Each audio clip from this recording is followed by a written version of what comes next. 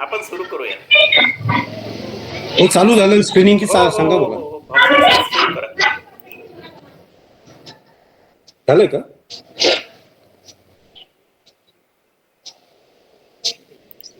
Bhavsar sir सुरू करा.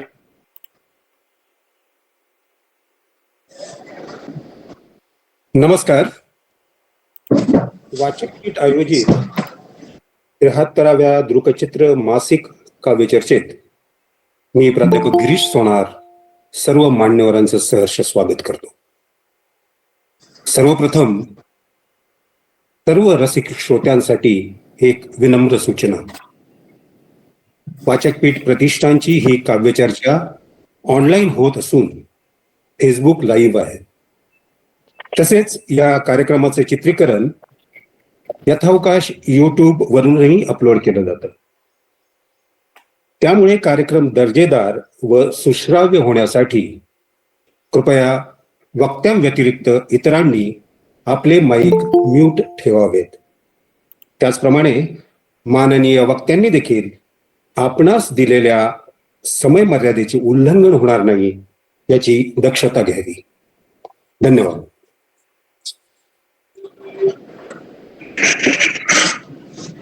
अजरामर केलंस माझं करंट जगणं उलट्या कडीच्या घरात. कैलाश पब्लिकेशनच्या माध्यमातून एप्रिल 2024 मध्ये प्रथम प्रकाशित झालेल्या कवी सुनील उबाळे यांच्या उलट्या कडीचं घर या काव्यसंग्रहातील या ओळी आणि याच काव्यसंग्रहावर होत असलेली वाचकपीठ आयोजित ही 73वी काव्यचर्चा.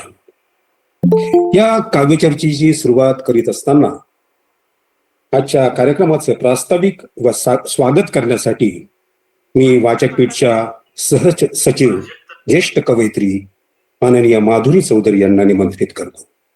माधुरी चौधरी. नमस्कार सर, येतोय का माझा आवाज? आवाज येतोय आपला, बोला. अच्छा. आजच्या ह्या आपल्या 73व्या दृकश्राव्य मासिक काव्य चर्चेमध्ये आपण सुनील उबाळे सरांच्या उलट्या काडीचं घर ह्या काव्यसंग्रहावरती आपण आज चर्चा करत आहोत. ह्या काव्यसंग्रहाच्या ह्या चर्चेच्या अध्यक्षस्थानी आहेत प्राध्यापक डॉक्टर श्यामल गरुड, मुंबई विद्यापीठ यांचं सहर्ष स्वागत आहे वाचकपीठवरती. तसेच भाष्यकार प्राध्यापक सुनील श्रीराम पवार आणि शर्मिष्ठा भोसले यांचं सुद्धा आपण स्वागत करूया वाचकपीठ तर्फे. आणि वाचकपीठ सदस्य किरण भावसार सर यांचं सुद्धा स्वागत आहे. तसंच आज ह्या कार्यक्रमाला जेवढे काही श्रोते म्हणून इथं उपस्थित आहेत त्या सर्वांचं मी वाचकपीठ तर्फे स्वागत करते. वाचकपीठ हे कोविड काळामध्ये स्थापन झालेली ऑनलाईन एक संस्था आहे, रजिस्टर्ड संस्था आहे आणि आजपर्यंत जवळजवळ 73 महत्वाच्या कविता संग्रहांवरती आपण चर्चासत्र आयोजित केलेलं आहे. त्यापैकी 3 चर्चासत्र आपण ऑफलाईन घेतलेली आहेत. अनुराधाताई पाटील, मंगेश काळे आणि प्रज्ञादया पवार यांच्या 3 काव्यसंग्रहांवरती आपण ऑफलाईन चर्चासत्र आयोजित केलेलं आहे. ह्या वाचकपीठ ह्याच असं वैशिष्ट्य आहे की बरेच ह्याच्यावरती येऊन गेलेले जे पुस्तकं आहेत त्यांना विविध पुरस्कार नंतर प्राप्त झालेले आहेत आणि अजूनही प्राप्त होत आहेत. वाचकपीठ तर्फे भास्कर निर्मळ सर आणि अध्यक्ष आमच्या याचे अध्यक्ष चंद्रकांत दादा भोसले यांनी खूप कष्ट करून ही संस्था पुढे नेलेली आहे. तसेच आमचे सचिव यांचं सतत असलेलं कार्य ह्याला कारणीभूत आहेत. जवळजवळ 73 गुणेला 3 अशा प्रकारे जवळ 150 ते 160 मान्यवरांनी आजपर्यंत या वाचकपीठच्या चर्चासत्राला उपस्थिती लाभलेली आहे आम्हाला आणि त्यांचं मार्गदर्शन सुद्धा आम्हाला लाभलेलं आहे. त्याची चर्चा आता संपूर्ण महाराष्ट्रभर एक वाचकपीठकडे आदर भावनेने बघितलं जातं. ही ह्या संस्थेचं एक प्लस पॉइंट आपल्याला म्हणता येईल की वाचकपीठ म्हटल्यानंतर एक विशिष्ट दर्जा त्या पुस्तकाचा असेल आणि त्या चर्चेचा सुद्धा तो दर्जा विशिष्ट असेल असं श्रोते किंवा साहित्यिक गृहीत धरतात आणि त्याच लेव्हलची चर्चा इथं दर महिन्याला होत असते. वाचकपीठचं वैशिष्ट्य म्हणजे की असं आजकाल असं म्हणतात की पुस्तकं कोणी विकत घेत नाहीत, पण आमचे सदस्य दर महिन्याला पुस्तक विकत घेऊन ते वाचतात. नुसतं विकत घेत नाहीत तर ते वाचतात, त्याच्यावरती साधक बाधक चर्चा करतात आणि मग ते पुस्तक इथं चर्चिले जाते. मला वाटतं एवढं वेळेचं भान ठेवून एवढं प्रास्ताविक आजच्या कार्यक्रमाचं भरपूर आहे. मी पुन्हा एकदा सर्व उपस्थितांचं आणि मान्यवरांचं वाचकपीठतर्फे स्वागत करते आणि माझ्या प्रास्ताविकाला सल्पविराम देते. धन्यवाद. धन्यवाद मॅडम. यानंतर आजचे कवी, भाष्यकार व कार्यक्रमाचे अध्यक्ष यांचा परिचय करून देण्यासाठी मी अहिल्यानगर येथील वाचकपीठ कार्यकारिणीचे सदस्य माननीय दादासाहेब ननवरे यांना निमंत्रित करतो. दादा ननवरे. सर्वांना नमस्ते. आवाज येतो सर? येतोय, आवाज येतो आहे आपला. Okay okay okay. आजच्या कार्यक्रमासाठी लाभलेल्या आपल्याला ज्या अध्यक्ष आहेत त्या माननीय प्राध्यापक डॉक्टर श्यामल मनोहर गरुड, MA मराठी, MMCNJ पत्रकारिता अशा उच्च विद्याभूषित आहेत. मराठी विभाग मुंबई विद्यापीठ येथे त्यांनी अध्यापन केलेलं आहे. त्यांचा दलित श्री आत्मकथने हा समीक्षा ग्रंथ, त्याचप्रमाणे कला जीवन तीच्या अंतस्थाचं हा समीक्षा ग्रंथ प्रकाशित आहे. त्याचप्रमाणे माध्यमांच्या पटावरून ह्या राही भिडे यांच्या आत्मकथनाचे शब्दांकन त्यांनी केलेलं आहे. तसेच स्वयंदीप रविचंद्र हडसनकर अमृत महोत्सवी गौरव ग्रंथ व तुटती खामोशिया या त्रिभाषिक काव्यसंग्रह याचे संपादन देखील त्यांनी केलेलं आहे. कनातीच्या मागे तमाशा कलावंताच्या चरित्रात्मक नोंदी व तमाशातील बहुजन कलावंत वारसा आणि सद्यस्थिती हा महाराष्ट्र राज्य साहित्य संस्कृती मंडळाचा बृहत प्रकल्प आहे, याचेही संपादन त्यांनी केलेलं आहे. असं हे प्रगल्भ व व्यापक व्यक्तिमत्व आजच्या कार्यक्रमासाठी आपणास लाभलेलं आहे. त्याचप्रमाणे आजचे आपले जे भाष्यकार आहेत शर्मिष्ठा भोसले या कवी आणि पत्रकार आहेत. पुरस्कार विजेत्या द्विभाषिक पत्रकार म्हणून त्यांना मान्यता आहे. सध्या त्या मराठी आणि इंग्रजी माध्यमांमध्ये स्वतंत्रपणे काम करत आहेत. मराठवाड्यात जन्मलेल्या आणि वाढलेलं असं हे व्यक्तिमत्व आहे. त्यांनी सावित्रीबाई फुले पुणे विद्यापीठातून पत्रकारितेतील पदव्युत्तर शिक्षण पूर्ण केलेलं आहे. त्यांना 1 दशकाहून अधिक काळाचा प्रदीर्घ अनुभव आहे. त्या प्रामुख्याने दीर्घ फॉर्म ग्राउंड रिपोर्ट लिहितात. त्या अमेरिकन वाणिज्य दूतावासाने प्रदान केलेल्या IVLP फेलोशिपच्या फेलो देखील आहेत आणि सामाजिक, राजकीय, लैंगिक आरोग्य आणि संस्कृती यावर त्यांनी ठळकपणे याच्यावर त्यांनी लिहिलेलं आहे. असे आपले या पहिल्या भाष्यकार आहेत. त्याचप्रमाणे आपले दुसरे जे भाष्यकार आहेत. हॅलो, सॉरी इंटरप्ट करते. लैंगिक आरोग्य नाहीये सर, ते जेंडर इश्यूज आहे. जेंडर इश्यूज म्हणजे लिंगभाव. तर प्लीज तुम्ही करेक्ट करा, चुकीची माहिती लोकांमध्ये जाऊ नये. जेंडर इश्यूज म्हणजे लिंग भावाविषयीचे प्रश्न. लैंगिक आरोग्य हे पूर्णतः वेगळी गोष्ट आहे. Okay I think me convey केलंय मला काय म्हणायचंय. हो हो हो, आलं, लक्षामध्ये आलं माझ्या. ते लिंगभाव विषयक प्रश्नांवर लिहितात असं सांगा. Okay okay okay. तर ही सगळी माहिती आम्ही नेटवरून जमा केलेली आहे तुमच्या संदर्भातली. नाही, मी माझा परिचय पाठवला होता सर. नेटवरून नाही जमा केले तुम्ही. आय एम सॉरी टू से. मी माझा परिचय पाठवला होता. सॉरी, तो माझ्यापर्यंत पोहोचला नाही. नेटवरून मी जे आहे त्याचं भाषांतर केलेलं आहे. जेंडर इश्यूज आणि sexual issues is a different thing. लिंगभाव विषयक प्रश्नांचा मी अभ्यास करते. ओके, मान्य आहे madam. I agree with you. Okay, म्हणजे चुकीचा परिचय नका जाऊ देऊ ना तुम्ही लोकांपुढे. नाही, आता तुम्ही तुमचा स्वतः परिचय करून देताय ना, आणखी वेगळं काय सांगू मी? कमाल आहे तुम्ही स्वतः तुमची. तुम्ही आम्हाला बोलावलंय तर आमचा परिचय नीट करणं ही तुमची जबाबदारी आहे. हो बिलकुल हो, बिलकुल हो, मॅडम, हो, हो. एकदम सहमत. हा. त्याबद्दल मी दिलगिरी व्यक्त करतो. पूर्णतः विपर्यास नका करू ना, निदान आम्ही त्याबद्दल परिचय नका करून देऊ पण विपर्यास नका करू. दिलगिरी व्यक्त करतो. हा. चला सर पुढे. ओके. त्यानंतर आपले दुसरे जे भाष्यकार आहेत प्राध्यापक सुनील श्रीराम पवार. तर हे जे आहेत तर कवी आणि साहित्यिक आहेत. प्रकाशित त्यांचं साहित्य आहे, संपादित कविता संग्रह आहेत, युग संक्रमण आणि कंचनीच्या महालात शीळ घुमतच राहील असे हे काव्यसंग्रह त्यांचे संपादित केलेले आहेत. त्याचप्रमाणे त्यांचे कविता संग्रह आहेत, घुसवलेल्या आयुष्याचे टाचे सांधताना आणि सिजर न झालेल्या कविता असे हे दोन्ही कविता संग्रह प्रकाशित झालेले आहेत. अनेक पुरस्कार त्यांना लाभलेले आहेत. साहित्य ज्योत पुरस्कार, समता गौरव पुरस्कार, शांता शेळके साहित्य गौरव पुरस्कार, हुतात्मा वीर जगदेव पुरस्कार, महामृत्युंजय वाङ्मय पुरस्कार, अस्मिता सेवा भावी पुरस्कार, शब्दगंध काव्यलेखन पुरस्कार, अण्णाभाऊ साठे साहित्यरत्न पुरस्कार, काव्य साधना पुरस्कार, शब्दशिल्प वाङ्मय पुरस्कार, शब्दगंध राज्यस्तरीय पुरस्कार, हुतात्मा गौरव पुरस्कार, त्याचप्रमाणे विद्याभूषण पुरस्कार, बाबासाहेब आंबेडकर प्रेरणा पुरस्कार, उत्कृष्ट मराठी अध्यापन व साहित्य सेवा गौरव पुरस्कार असे विविध पुरस्कार त्यांना लाभलेले आहेत. आणि त्यांचा जो काव्य संग्रह आहे सिझर न झालेल्या कविता या संग्रहाला मानाचे 21 राज्यस्तरीय पुरस्कार मिळालेले आहेत. अनेक कवी संमेलनांमध्ये त्यांचा सहभाग आहे.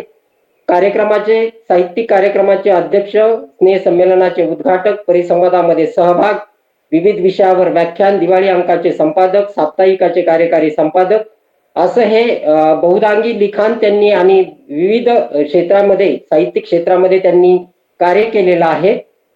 आणि अनेक त्यांच्या कविता संग्रहांना त्यांनी प्रस्तावना व संग्रहाची पाठराखण देखील केलेली आहे.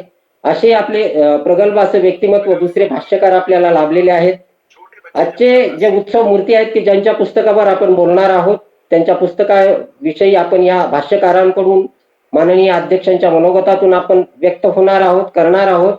तर ते आहेत सुनील दादाराव उबाळे. तर यांना 19 मे 2009 पहिला कविता संग्रह प्रकाशित झाला. त्यांचा नाव फक्त तुझ्यासाठी हा दुसरा कविता संग्रह, उलट्या कडीचं घर हा प्रकाशित झालेला त्यांचा आत्ताचा काव्य संग्रह आहे. विविध साहित्य संमेलनात त्यांनी सहभाग व अनेक नियतकालिकेतून कविता लेखन केलेलं आहे. आणि त्यांच्या आता प्रकाशनाच्या वाटेवर असणारे कविता संग्रह आहेत. एक हिंदी कविता संग्रह आहे, गुमशुदा सपने आणि मराठी कविता संग्रह आहे, कामगारांच्या कविता आहे. आणि साहित्यिक क्षेत्रामध्ये वेगवेगळ्या विषयावर त्यांचं लिखाण हे सातत्यानं चालू असतं. असे हे आपल्याला भाष्यकारांनी आजच्या कार्यक्रमासाठी लाभलेले पाहुणे आहेत. त्याचप्रमाणे आज आपल्या वाचकपीठच्या वतीनं आजच्या कार्यक्रमामध्ये जे काय आपलं मत मांडणार आहेत किरण भावसार, कामगार, कष्टकरी, शेतकरी यांच्यावरच्या कवितेनं प्रगल्भ साहित्य निर्मिती करणारे आणि आमच्या वाचकपीठचे माननीय सदस्य किरण भावसार हे वाचकपीठच्या वतीनं आपलं मत या ठिकाणी व्यक्त करणार आहेत. आजच्या जे पाहुण्यांचा परिचय करून देण्यात आला त्याच्यामध्ये जे काही अनावधानानं किंवा जे काही घडलेलं असेल किंवा ज्या चुका झाल्या असतील त्याबद्दल मी क्षमा मागतो आणि पुढील सूत्र माननीय सोनार सरांकडे देतो. धन्यवाद. धन्यवाद दादा. असं म्हणतात की कविता लिहून झाल्यावर कवीने अतिरिक्त काही सांगायचं नसतं, कारण ती कविता आता वाचकाच्या अधीन झालेली असते. हे जरी खरं असलं तरी ज्याप्रमाणे नदीचा जन्म होतो तेव्हा सुमधुर खळखळ खळखळ संगीत ऐकू येतं, किंवा भूगर्भातून लाव्हा बाहेर पडत असताना प्रचंड आवाज कानी पडतो, किंवा घन बरसू लागतात तेव्हा विजांचा प्रचंड कडकडाट कांठळ्या बसवतो. त्याचप्रमाणे कवी, लेखक किंवा कोणत्याही कलाकाराच्या हातून एखाद्या कलाकृतीचं सृजन होत असतं त्यावेळी त्याच्या देखील मनात भावभावनांचा एक प्रचंड कल्लोळ सुरू असतो. आणि म्हणून उलट्या कडीचं घर तयार होत असताना कवीच्या मनात कोणत्या भावनांचा कल्लोळ सुरू होता हे जाणून घेण्यास आपण सर्व उत्सुक असाल. मी कवी सुनील उबाळे यांना यामागील भूमिका विशद करण्यासाठी निमंत्रित करतो. तसंच त्यांनी आपल्या संग्रहातील 2 कविताही सादर कराव्यात. कवी सुनील उबाळे.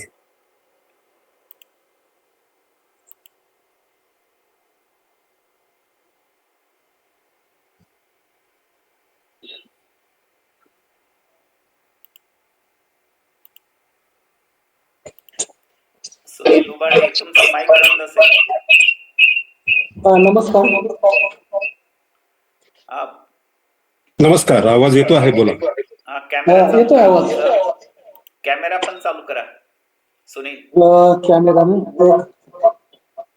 तुम्ही दिसू द्या ना आम्हाला सगळ्यांना. बऱ्याच आता येतोय आवाज. येतो आहे, येतोय. हा, मी माझा कॅमेरा खराब असल्यामुळे ज्ञानेश्वर कंपनीच्या वॉल्यूम जॉईन झाले. चालेल ना? हरकत नाही. कॅमेरा ऑन कर ना सुनील, दिसू दे.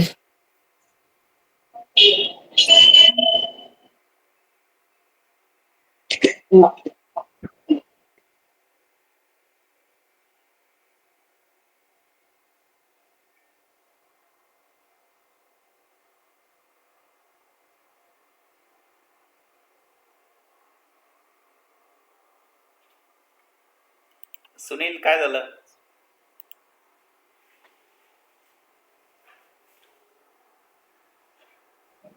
हा, आवाज येतोय सर? हो, आवाज येतो. बर, ते कॅमेरा ऑन होत नव्हता. एकाच वेळी 2 फोनवर असाल तुम्ही बहुतेक, बर का, त्यामुळे तुमचा आवाज घुमतो तिथे. हा, आता येतोय आवाज? हो हो, येतो, बोला. आवाजही येतोय आणि कॅमेरा सुरू झालेला दिसतोय आपला, पण अंधुक आहे. ठीक आहे तरी. सुनील बोल, चालू कर तू. काय सुनील बोलायला केलं चालू ना. कर. हॅलो. बोला बोला, आवाज येतोय. डायरेक्ट बोलायला चालू कर, जसं आहे तसं, काही प्रॉब्लेम नाही. चला बोला.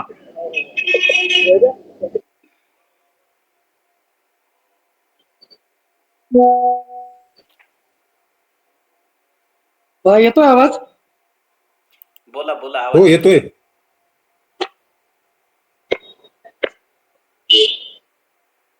हॅलो. येतोय सुनील, आवाज येतोय तुझा, बोल. बोलू ना. हो, चालू कर.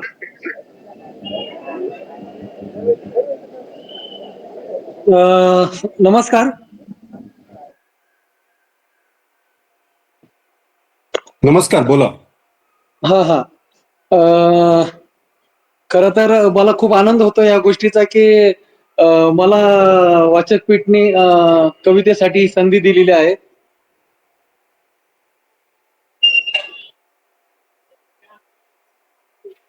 हॅलो. हा, बोला बोला, बोलत राहा, आवाज येतोय, बोलत राहा.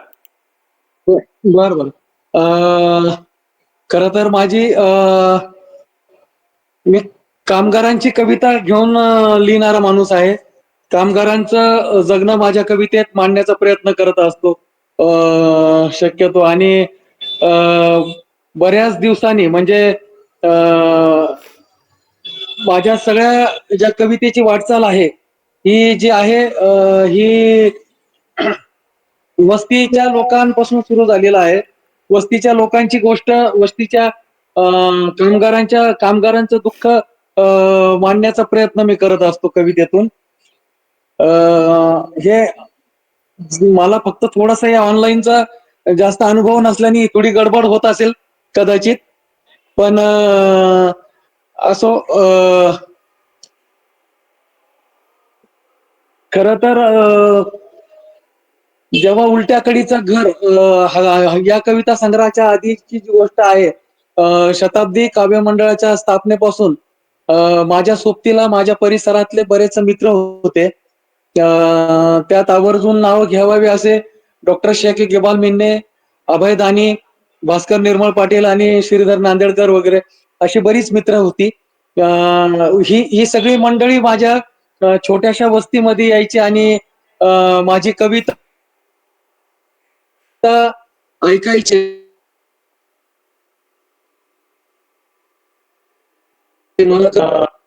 आणि त्यामुळं एक वस्तीतला कामगार असलेला माणूस किंवा एक साधारण पेंटर असलेला माणूस मी माझ्या थोडीशी कवितेला बळ भरण्याचं काम या मित्राने केलं आणि मी हळूहळू कविता जगायला शिकलो. या सगळ्या परंपरेमध्ये माझी आजी ही या कवितेचे बलस्थान आहे. माझी आजी जी अनुसाबाई उबाळे आहे, हिच्यामुळं या बाईने जरी मला जन्म दिला नसला आणि तरी ती आजी असली तरी तिनं मला लेखाच्या पलीकडं सांभाळलं. सगळ्यात पहिली ओळ आणि सगळ्यात पहिली कविता माझ्या आजीनं मला दिलेली आहे. म्हणून उलट्या कडीचा घर हा कविता संग्रह तिला अर्पण केला आणि तिच्या अर्पण पत्रिकाच मी लिहिली की तुझ्या जादुई बोटाचा स्पर्श झाला आणि जमीन मला उभं राहण्यासाठी मदत करू लागली. तुझ्या जादुई बोटाचा स्पर्श झाला आणि जमीन मला उभं राहण्यासाठी मदत करू लागली. आजी तू हसलीस की बुद्धासारखी दिसू लागली. आजी तू हसलीस की बुद्धासारखी दिसू लागली. तिनं माझ्या कवितेचं सगळं जे काही मूल्यमापन आहे म्हणजे तिनं सगळ्यात महत्वाची गोष्ट एक शिकवली की ती कायम मला म्हणायची की सुनील, विष पचवणारे माणसं आहोत आपण, आपल्याला यश पचवणं अवघड जातं. आणि ही गोष्ट मी मरुस्तर लक्षात ठेवली आहे. साधा प्रसंग होता, ते प्रसंग सांगून मी माझी एक छोटीशी कविता ठेवतो की मला मुंबईला रमेश देवच्या हस्ते कवितेचा पुरस्कार मिळाला होता बाबासाहेबांच्या कवितेला. आणि तो पहिला माझ्या आयुष्यातला पहिला पुरस्कार मी घेऊन जेव्हा घरी गेलो आणि माझ्या आजीला दाखवायला लागलो सारखा आजी बघ मला पुरस्कार मिळाला, आजी बघ मला पुरस्कार मिळाला. तर मला खरं तर तिथं समजून घ्यायला पाहिजे होतं. जेव्हा मी वस्तीमध्ये गेलो होतो, जेव्हा मी वस्तीत पुरस्कार घेऊन गेलो तर माझ्या वस्तीतल्या तमाम मित्रांनी मला पाहून न पाहिल्यासारखं केलं. माझ्या हातातलं मोमेंटो, माझ्या हातात पडलेला तो गुलदस्ता, या सगळ्या गोष्टीची किंमत काहीच न करता त्यांनी मला गळ्याला लावलं. आणि तिथं मला हे शिकायला मिळालं की वस्तीला काहीच फरक पडत नाही. तुम्ही कविता लिहा, गाणं लिहा, तुम्ही यशस्वी व्हा, अपयशी व्हा. मग तिथून आजीला मी सारखं दाखवत गेलो आणि आजी मला एक झापड कानाखाली देत मला सारखी एकदा म्हणाली की माझ्या घरात मला माझा नातू पाहिजे, प्रसिद्ध कवी लागत नाही. आणि तेव्हापासून मी कितीही मोठा आनंद, किती तिरस्कार, किती पुरस्कार काही असलं तरी उंबऱ्याच्या बाहेर चपला काढाव्या तशा या सगळ्या गोष्टी टाकतो. एक साधारण माणूस आहे, साधारण राहा, साधारण लिस्ट, छोट्या लोकांचं, छोट्या आपल्या भोवतालच्या लोकांचं माझं आणि स्वतःवर खूप प्रेम कर. तेव्हापासून मी माझा खूप आवडता माणूस आहे. मी स्वतःवर खूप प्रेम करतो आणि हे सगळं याचं सगळं श्रेय माझ्या आजीला जातं. आणि ज्या जगण्याची, ज्या भोवतालची कविता मी घेऊन आमच्यात वावरायला लागलो, ती एक कविता तुमच्या समोर ठेवतो की लोक भलेही लपवून ठेवत्या सोनं टाळेबंद तिजोरीत, मी खेळत्या वयात भाकरीचे तुकडे लपवून ठेवले होते उद्याची उपासमार टाळण्यासाठी. लोक भलेही लपवून ठेवत्या सोनं टाळेबंद तिजोरीत, मी खेळत्या वयात भाकरीचे तुकडे लपवून ठेवले होते उद्याची उपासमार टाळण्यासाठी. ती भाकर पाऱ्यासारखी निष्ठत राहिली आणि मी मोठा होत गेलो तिला पकडता. ती भाकर पाऱ्यासारखी निष्ठत राहिली आणि मी मोठा होत गेलो तिला पकडता. हसणे रडणे राहून गेले, तिला पकडता खेळणे कुदणे राहून गेले आणि माझा विश्वास उडून गेलाय. शून्यातून जग घडविणाऱ्या माणसांवरचा माझा विश्वास उडून गेलाय. मला म्हणजे खरं तर वाचकपीठ हे इतकं मोठं काम करतंय की एकमेकांची कविता न ऐकण्याच्या काळामध्ये एकमेकांचे संग्रह विकत घेऊन हा जो उपक्रम चालू केलेला आहे, खरं तर हे पुस्तकं मस्तकात पेरण्याचं काम वाचकपीठ करतंय, त्यासाठी वाचकपीठला शुभेच्छा. आणि मला या कार्यक्रमानिमित्त तुमच्याशी दोन शब्द थोडेसे अडखळत येडेवाकडे बोलता आले, बोलण्याची संधी दिली त्याच्याबद्दल धन्यवाद. खर तर श्यामलताई गरुड, शर्मिष्ठाताई भोसले आणि सुनील पवार सर, ही सगळीच माणसं माझ्या खूप जिव्हाळीची आहे. आणि ही लोक माझ्या माझ्याकडे कशी बघतात हे ऐकण्याच्या आनंदात मला हे सगळं करायला खूप अवघड गेलं. मला अजूनही मी इतका मागं आहे की मला हे तंत्रज्ञान अजून सांभाळता येत नाही. मी ऑनलाईन एकमेकांना जीव लावण्याच्या काळात ऑफलाईन माणसं जतन करण्याचा प्रयत्न करणारा माणूस आहे.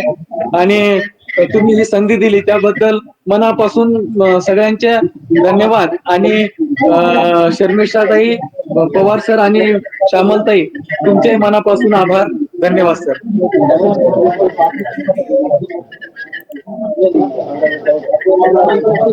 कविता करून पोट भरत नाही, समर्पण सुद्धा म्हणजे पुरस्कार, मान सन्मान, गुलदस्ते दाराबाहेर काढावी.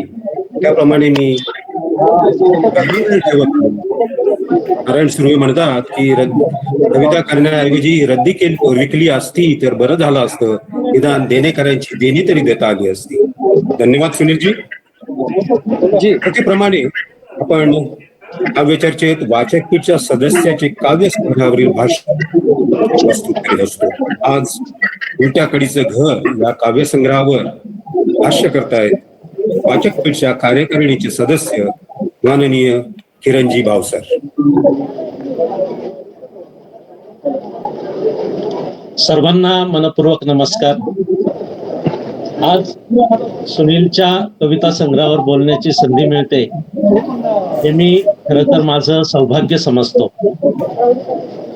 माझी हे जातीचे मज भेटो कोणी, अशी माझी अवस्था आज झाली आहे. सुनील आणि मी, आम्ही दोघेही कामगार कविता करणारे कवी, त्यामुळे या कविता संग्रहावर भाष्य करण्याची संधी घेणं ही खरंच माझ्यासाठी आनंदाची गोष्ट आहे. उलट्या कडीचं घर हा सुनील उबाळे या सरळ मनाच्या उमद्या तरुण कवी मित्राचा कविता संग्रह त्याच्या सोशिक संवेदनशील वृत्तीचा प्रत्यय प्रत्येक कवितेगणिक करून देत आलाय. अनेकदा कविता संग्रहांना कवितेचा गुच्छ, काव्यपुष्प असं म्हटलं जातं.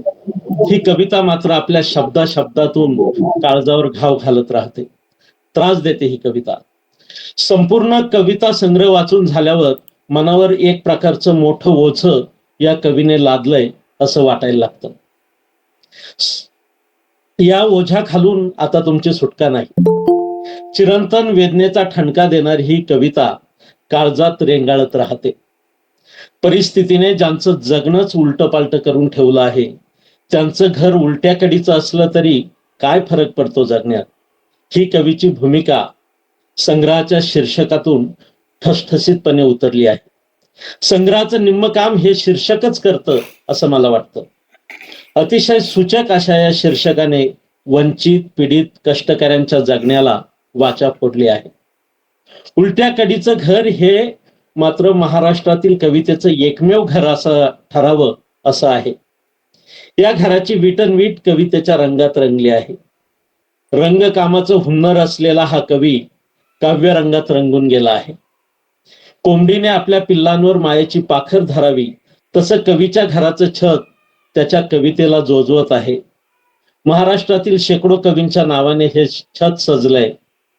परिस्थितीचं फाटलेलं आभाळ या मायाळू छताने तोलून धरलाय. कविता ही कवीचं आत्मचरित्र असतं असं म्हणतात. या संग्रहातील बहुतेक कविता ही आत्मनिवेदनात्मक आहे. कवितेतील मी केंद्रस्थानी ठेवून या कवितांची रचना झालेली दिसते. कवितेतील अनेक अनुभव या मीच्या वाट्याला आलेले आहेत. मीने अनुभवलेले, जगलेले, भोगलेले त्याचा भवताल, संघर्ष ही कविता मांडताना दिसते.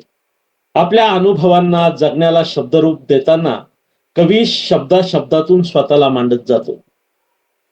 अनेक साहित्यिक परकाया प्रवेश करून इतरांचे अनुभव शब्दबद्ध करतात. हा कवी मात्र केवळ बघून न लिहिता भोगून लिहिताना दिसतो. जे जगलं भोगलं तेच त्याच्या कवितेत आलेलं दिसतं. कामगार कष्टकऱ्यांच्या वेदनांना शब्द देणारी ही कविता शब्दबंबाळ न होता त्याच्या संवेदनशीलतेने वाचकाच्या काळजावर चरे पाडत जाते.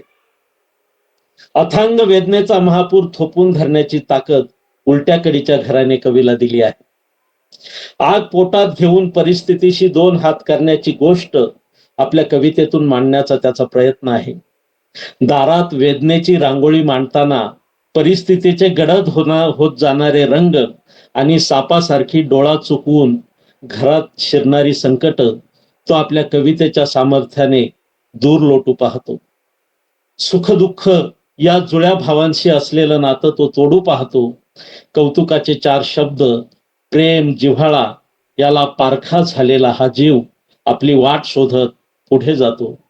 त्याचं माहेर मात्र हरवून गेलेलं असतं. भाकरीशी पाठशिवणीचा खेळ खेळणारा हा कवी भाकरीच्या शोधात आपलं जगणं हरवून गेला आहे. भाकरीचा चंद्र शोधण्यात जिंदगी बर्बाद झाली या कविवर्य नारायण सुर्वे यांच्या ओळींची आठवण त्याची कविता वाचताना समुदित होत राहते. संभाजीनगरचे कवी अभयदानी यांचा मोठा प्रभाव या कवीवर असल्याचं त्याच्या कविता वाचताना जाणवत राहतं. मात्र स्वतःची शैली आणि कष्टकऱ्यांच्या जगण्याचे संदर्भ त्याच्या कवितेला वेगळी उंची प्राप्त करून देतात. एक ओळ लिहिती राहिली पाहिजे माझ्या नंतरही अशी आपली काव्यविषयक भूमिका घेऊन हा कवी आपल्या कवितेला अमरत्व देऊ पाहतो.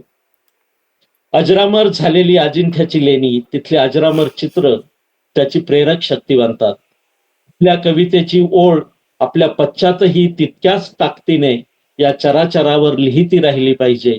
आपलं जगणं भोगणं पीडितांविषयीची शोषितांविषयीची कणव आपल्या नंतरही सातत्याने कवितेच्या विश्वात जागी राहावी असे विश्वाचे आर्त या कवीच्या शब्दातून पाझरत राहतात.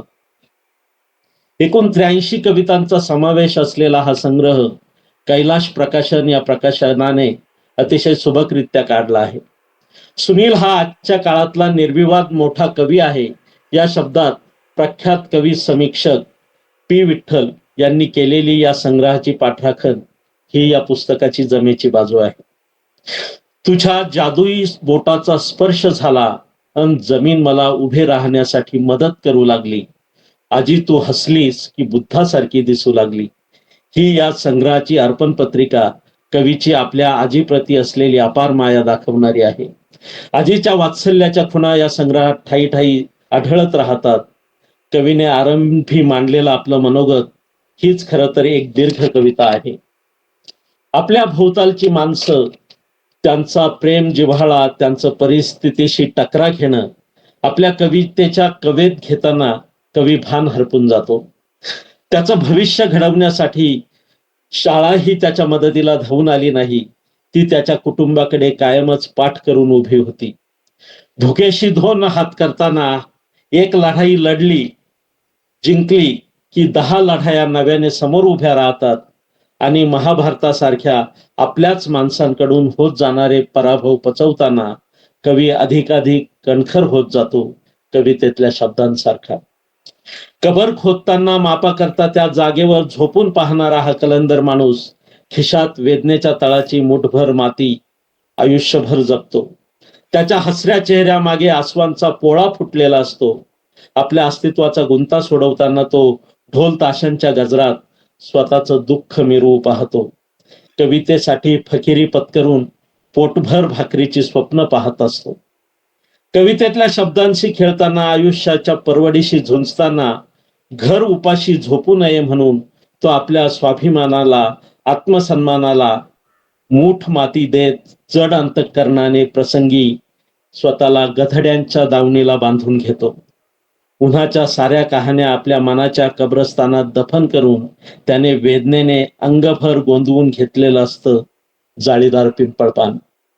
हा कवी तथाकथित कवितेच्या व्याकरणाची पर्वा न करता स्वतःचे शब्द स्वतःची बोली कष्टकरी माणसाच्या जगण्यातल्या प्रतिमा यांच्या माध्यमातून आपली डौलदार कविता घडवण्याचा प्रयत्न करताना दिसतो.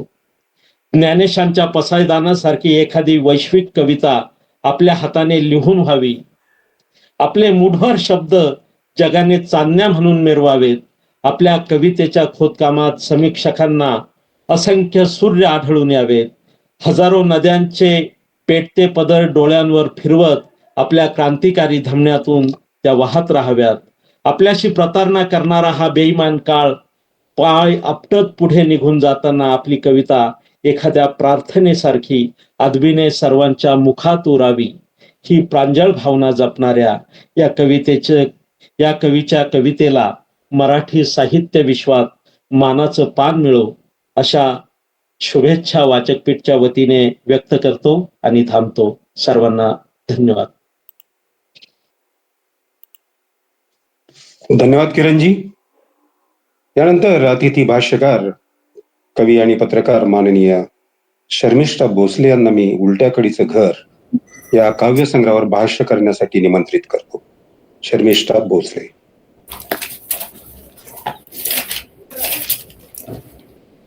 आवाज यायला माझा? येतोय, बोला. येस. तर पहिल्यांदा तर सगळ्यांना खूप थँक्स. म्हणजे मी तसं बघता साहित्यात काय म्हणजे पूर्ण वेळ नाहीये कधी, म्हणजे अजून तरी नाहीये. पत्रकार हीच माझी प्रॉमिनंट ओळख आहे. पण प्रिया धारुरकर आणि भास्कर निर्मळ सरांनी याच्या आधी पण मला वाचकपीठसाठी बोलवलं होतं, पण त्यावेळी गोष्टी जुळून आल्या नव्हत्या. तर यावेळी मात्र म्हणजे सुनील माझ्या खूप आवडत्या कवींपैकी एक आहे. त्याच्यामुळे मला आवर्जून म्हणजे मी सुनीलच्या कवितेविषयी बोलणं हा खरोखर एका अर्थाने म्हणजे सुनीलची वाचक म्हणून मला माझा हा सन्मान वाटला. त्याच्यामुळं आवर्जून मला यावंसं वाटलं. आणि पहिल्यांदाच मी एक डिस्क्लेमर सॉर्ट ऑफ देते की मी खरोखर म्हणजे समीक्षक नाहीये. माझा तो व्यवसाय किंवा माझं ते कौशल्य नाहीये. पण एक साक्षर पद्धतीची वाचक म्हणून मला सुनीलच्या कवितेबद्दल जे काही वाचताना जाणवलं, म्हणजे आजवरही जाणवलंय. संग्रहाबाहेरच्या कविता त्याच्या वेगवेगळ्या नियतकालिकांमधून वाचताना आणि आता संग्रह रूपात त्याच्या एकसंध कविता वाचताना सुद्धा मला जे काही जाणवलं ते मी तुमच्या पुढे ठेवते. तर पहिल्यांदा तर म्हणजे मला सॉरी, म्हणजे हे कुणाला अनेकांना ऑफेंडिंग वाटेल, पण मला वाटतं की भाषेची चाकरी करणारे लोक, मराठी किंवा इतर कुठल्याही भाषेवर उपजीविका करणारे लोक, त्याच्यामध्ये अपवाद असतील सन्माननीय आहेतच, त्यापैकी काही माझे आवडते कवी आहेत. पण भाषेवर उपजीविका करणाऱ्या लोकांनी आजवर मला नाही वाटत तितकी ताकदीची कविता लिहिलीये जेवढी भाषेवर उपजीविका न करणारे कष्टकरी श्रमिक लोक हे वेगवेगळ्या भाषेमध्ये, भारतीय भाषा असतील, मराठी भाषा असेल किंवा जगभरची ग्लोबल कविता असेल, तर कलेमध्ये, साहित्यामध्ये भाषेवर ज्यांचं ब्रेड अँड बटर नाहीये अशा लोकांनीच जास्त ताकदीचं योगदान दिलेलं आहे. ह्या विधानावर वाद होऊ शकतील आणि मी म्हणल्याप्रमाणे अपवाद आहेत. अनेक प्राध्यापक किंवा इतर भाषेवर उपजीविका करणारे लोक, आमच्यासारखे पत्रकार, यांची कविता सघन आहे, ताकदीची आहे. पण तरीही मला माझ्या निरीक्षणातून वाटतं की कायमच भाषेवर ज्यांची काही एक पोटपाणी चालत नाही अशा लोकांनीच एक ताकदीचं योगदान भाषेला दिलेलं आहे. आणि हा विरोधाभास मला खूप आवडतो. हा विरोधाभास मला खूप चांगला वाटतो त्या अर्थाने. तर सुनील हा त्याच्यापैकी एक आहे. हे मला पहिल्यांदा ठामपणे नोंदवावं असं वाटतं की रंगकाम करून आणि श्रमिक कष्टकऱ्याचं जगणं जगून तो मराठी भाषेमध्ये कवितेसारखा खूप नाजूक प्रकार, कवितेसारखा खूप ज्वलनशील, व्होलाटाईल आपण म्हणू शकतो, त्या पद्धतीचा प्रकार तो हाताळतो. कारण म्हणजे आता इथे खूप जाणकार लोक आहेत, तर कविता हा कायमच लोकांना सोपा प्रकार वाटत आलेला आहे. म्हणजे वृत्तातली कविता असेल किंवा मुक्तछंद कविता असेल, तर अल्पाक्षरी एकतर तो साहित्य प्रकार आहे आणि त्याच्यानंतर खूप फ्लेक्झिबल पण आहे. म्हणजे दमसास कमी लागतो अनेकदा त्याला, म्हणजे एका वेगळ्या अर्थाने दमसास कमी लागतो. त्यामुळे लोकांना वाटतं की म्हणजे कविता लिहिणं ही खूप सोपी गोष्ट आहे. पण चांगली कविता लिहिणं ही किती अवघड गोष्ट आहे हे इथं सगळ्यांनाच माहिती असेल, सगळे जाणकार लोक आहेत. त्याच्यामुळं प्रत्येक काळामध्ये कवी खूप असतात, पण त्यातले चांगले कवी हे प्रत्येक काळातच मला वाटतं कमी असत आलेले आहेत. त्याच्यामुळं चांगल्या कवींमध्ये गिनती करावी अशी म्हणजे एक वाचक म्हणून मला सुनीलचं नाव वाटतं, कारण त्याची कविता त्याच्या अनुभवातून, त्याच्या जगण्यातून आलेली आहे. आपण बघतो की म्हणजे अनेकांच्या कविता म्हणजे इथं असं नाहीये की म्हणजे काल्पनिक जगातल्या कविता लिहिणारे लोक हे काही चांगले कवी नसतात असं मला म्हणायचं नाहीये, पण कवितेचे जे काही चांगल्या कवितेचे जे काही निकष आहेत तर ते निकष हर एकाची कविता पूर्ण करते असं नाही. अनेकदा फिक्शनल पद्धतीची कविता ही चांगली कविता असूच शकते, पण तरीही एक उत्कृष्ट पद्धतीची कविता त्या कवितेला म्हणावं का असं अनेकांच्या कवितेकडे बघून वाटतं. चांगल्या कवितेचे निकष काय हाही परत वादाचा मुद्दा असूच शकतो, पण मला वाटतं की वाचकाला काहीतरी अद्भुत, काहीतरी जगावेगळं आपण वाचलंय अशा पद्धतीचं जर एक भावना मनात येत नसेल, किंवा हे सगळं पूर्वी लिहून बोलून झालंय तरीही ते का बोलतोय कवी, म्हणजे कष्टकऱ्यांनी श्रमिकांनी आजवर अनेकदा कविता लिहिल्यात, तर मग सुनीलनी परत कष्टकरी म्हणून हातात पेन का धरावं, तर ह्याचं उत्तर त्याची कविता वाचून मिळालं पाहिजे. मला वाटतं की वाचक म्हणून माझी ही भूमिका आहे की खरोखर म्हणजे अक्षरांचा श्रम ज्याला म्हणलेलं आहे आपल्या संतांनी, तर तो अक्षराचा श्रम खरोखर तितका म्हणजे तो अट्टहास का केला कवीनं, हे आपल्याला उत्तर मिळालं पाहिजे कविता वाचून. तर मला वाटतं की सुनीलची कविता वाचून खरोखर ते उत्तर मिळतं की आजवर अनेकांनी अनेकदा सगळ्या गोष्टी लिहून बोलून ठेवल्यात, तर तसं बघितलं तर मग काही सांगण्या बोलण्यासारखं उरलेलंच नाहीये. पण प्रत्येकाचा एक अंदाजे बया असतो, प्रत्येकाचा एक लिव्ड एक्सपिरियन्स असतो, स्वतः जगलेल्या भोगलेल्या गोष्टी असतात आणि त्या स्वतःच्या शैलीत मांडणं ही एक गोष्ट असते. त्याच्यामुळं प्रत्येक जण नव्या गोष्टी किंवा जुन्या गोष्टी सुद्धा नव्या पद्धतीने लिहत बोलत सांगत मांडत राहतो. तर अशा पद्धतीने का हे सगळं लिहिलंय, का हा अट्टहास केलाय त्यांनी, याचं उत्तर सुनीलच्या कविता वाचताना आपल्याला मिळत राहतं. त्याच्यानंतर मला महत्वाची ही एक गोष्ट वाटते की किरण सरांनी खूप साहित्यिक पद्धतीने आढावा घेतलाय, खूप साऱ्या गोष्टी त्यांनी त्यांच्या बोलण्यात कव्हर केल्या. पण मग नवं काही बोलायचं सुनीलच्या कवितेबद्दल तर मला असं वाटतं की जेव्हा तुम्ही चांगल्या पद्धतीनं म्हणजे एक तुमचं एक्सप्रेशन काहीतरी लक्षवेधी तेव्हाच ठरतं जेव्हा तुमचा काहीतरी एक तुमचा व्यवसाय, तुमचे जीवनानुभव तुमच्या व्यक्त होण्यामध्ये उतरतात. तर आपण सुनीलच्या कवितेतल्या प्रतिमा बघितल्या, सुनीलच्या काही कविता बघितल्या, काही कवितेचे तुकडे बघितले, तर आपल्याला जाणवतं की त्याचं जगणं, त्याचा व्यवसाय आणि त्याची कविता ही बऱ्यापैकी वेगळी करता येत नाही आपल्याला.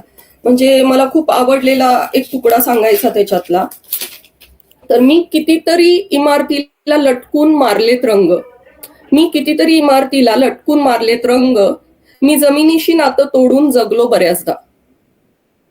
म्हणजे ह्याच्यातून त्याला जे सांगायचंय ते म्हणजे आमच्या पत्रकारांच्या भाषेत बोलायचं तर ही खूप एक्सक्लुझिव्ह गोष्ट आहे. म्हणजे सुनील व्यतिरिक्त अधिकारवाणीनी ही प्रतिमा कुणाच्या आतून येईल असं मला वाटत नाही, कारण रंगारी असणारा कवी ही सुनीलची युनिक ओळख आहे. त्याच्यामुळे तो म्हणतोय की मी कितीतरी इमारतीला लटकून मारलेत रंग, मी जमिनीशी नातं तोडून जगलो बऱ्याचदा. परत ठेकेदाराच्या दावणीला बांधलेले दिवस सोडवून घेतले, ठेकेदाराच्या दावणीला बांधलेले दिवस सोडवून घेतले, मुठभर काजवे सोडलेत अंधारलेल्या घरात. आता पेंटर म्हणून काम करताना त्याचा ठेकेदार लोकांशी संबंध येत असणार हे आपण सगळे समजू शकतो. तर म्हणजे तसं बघता ठेकेदार या शब्दासारखा नॉन पोएटिक शब्द सुनील कवितेत आणतो, कारण तो त्याच्या व्यवसायाचा भाग आहे. म्हणजे त्याच्या कवितेची व्होकॅब्युलरी ही त्याच्या जगण्यातून, त्याच्या व्यवसायातून आलेली आहे. ही मला खूप लक्षवेधी गोष्ट वाटते. त्याच्यामुळे त्याची कविता अस्सल आहे, त्याच्यामुळे त्याची कविता सच्ची आहे, आणि त्याच्यामुळं म्हणजे आम्ही पत्रकारितेत परत एक जी फ्रेज वापरतो, एक शब्दप्रयोग वापरतो की सिग्नेचर स्टाईल, म्हणजे ती कविता वाचल्या वाचल्या कळतं की बाबा सुनील उबाळे नावाच्या एका रंगकामावर ज्याची उपजीविका आहे अशा कवीनीच ही लिहिलेली कविता आहे.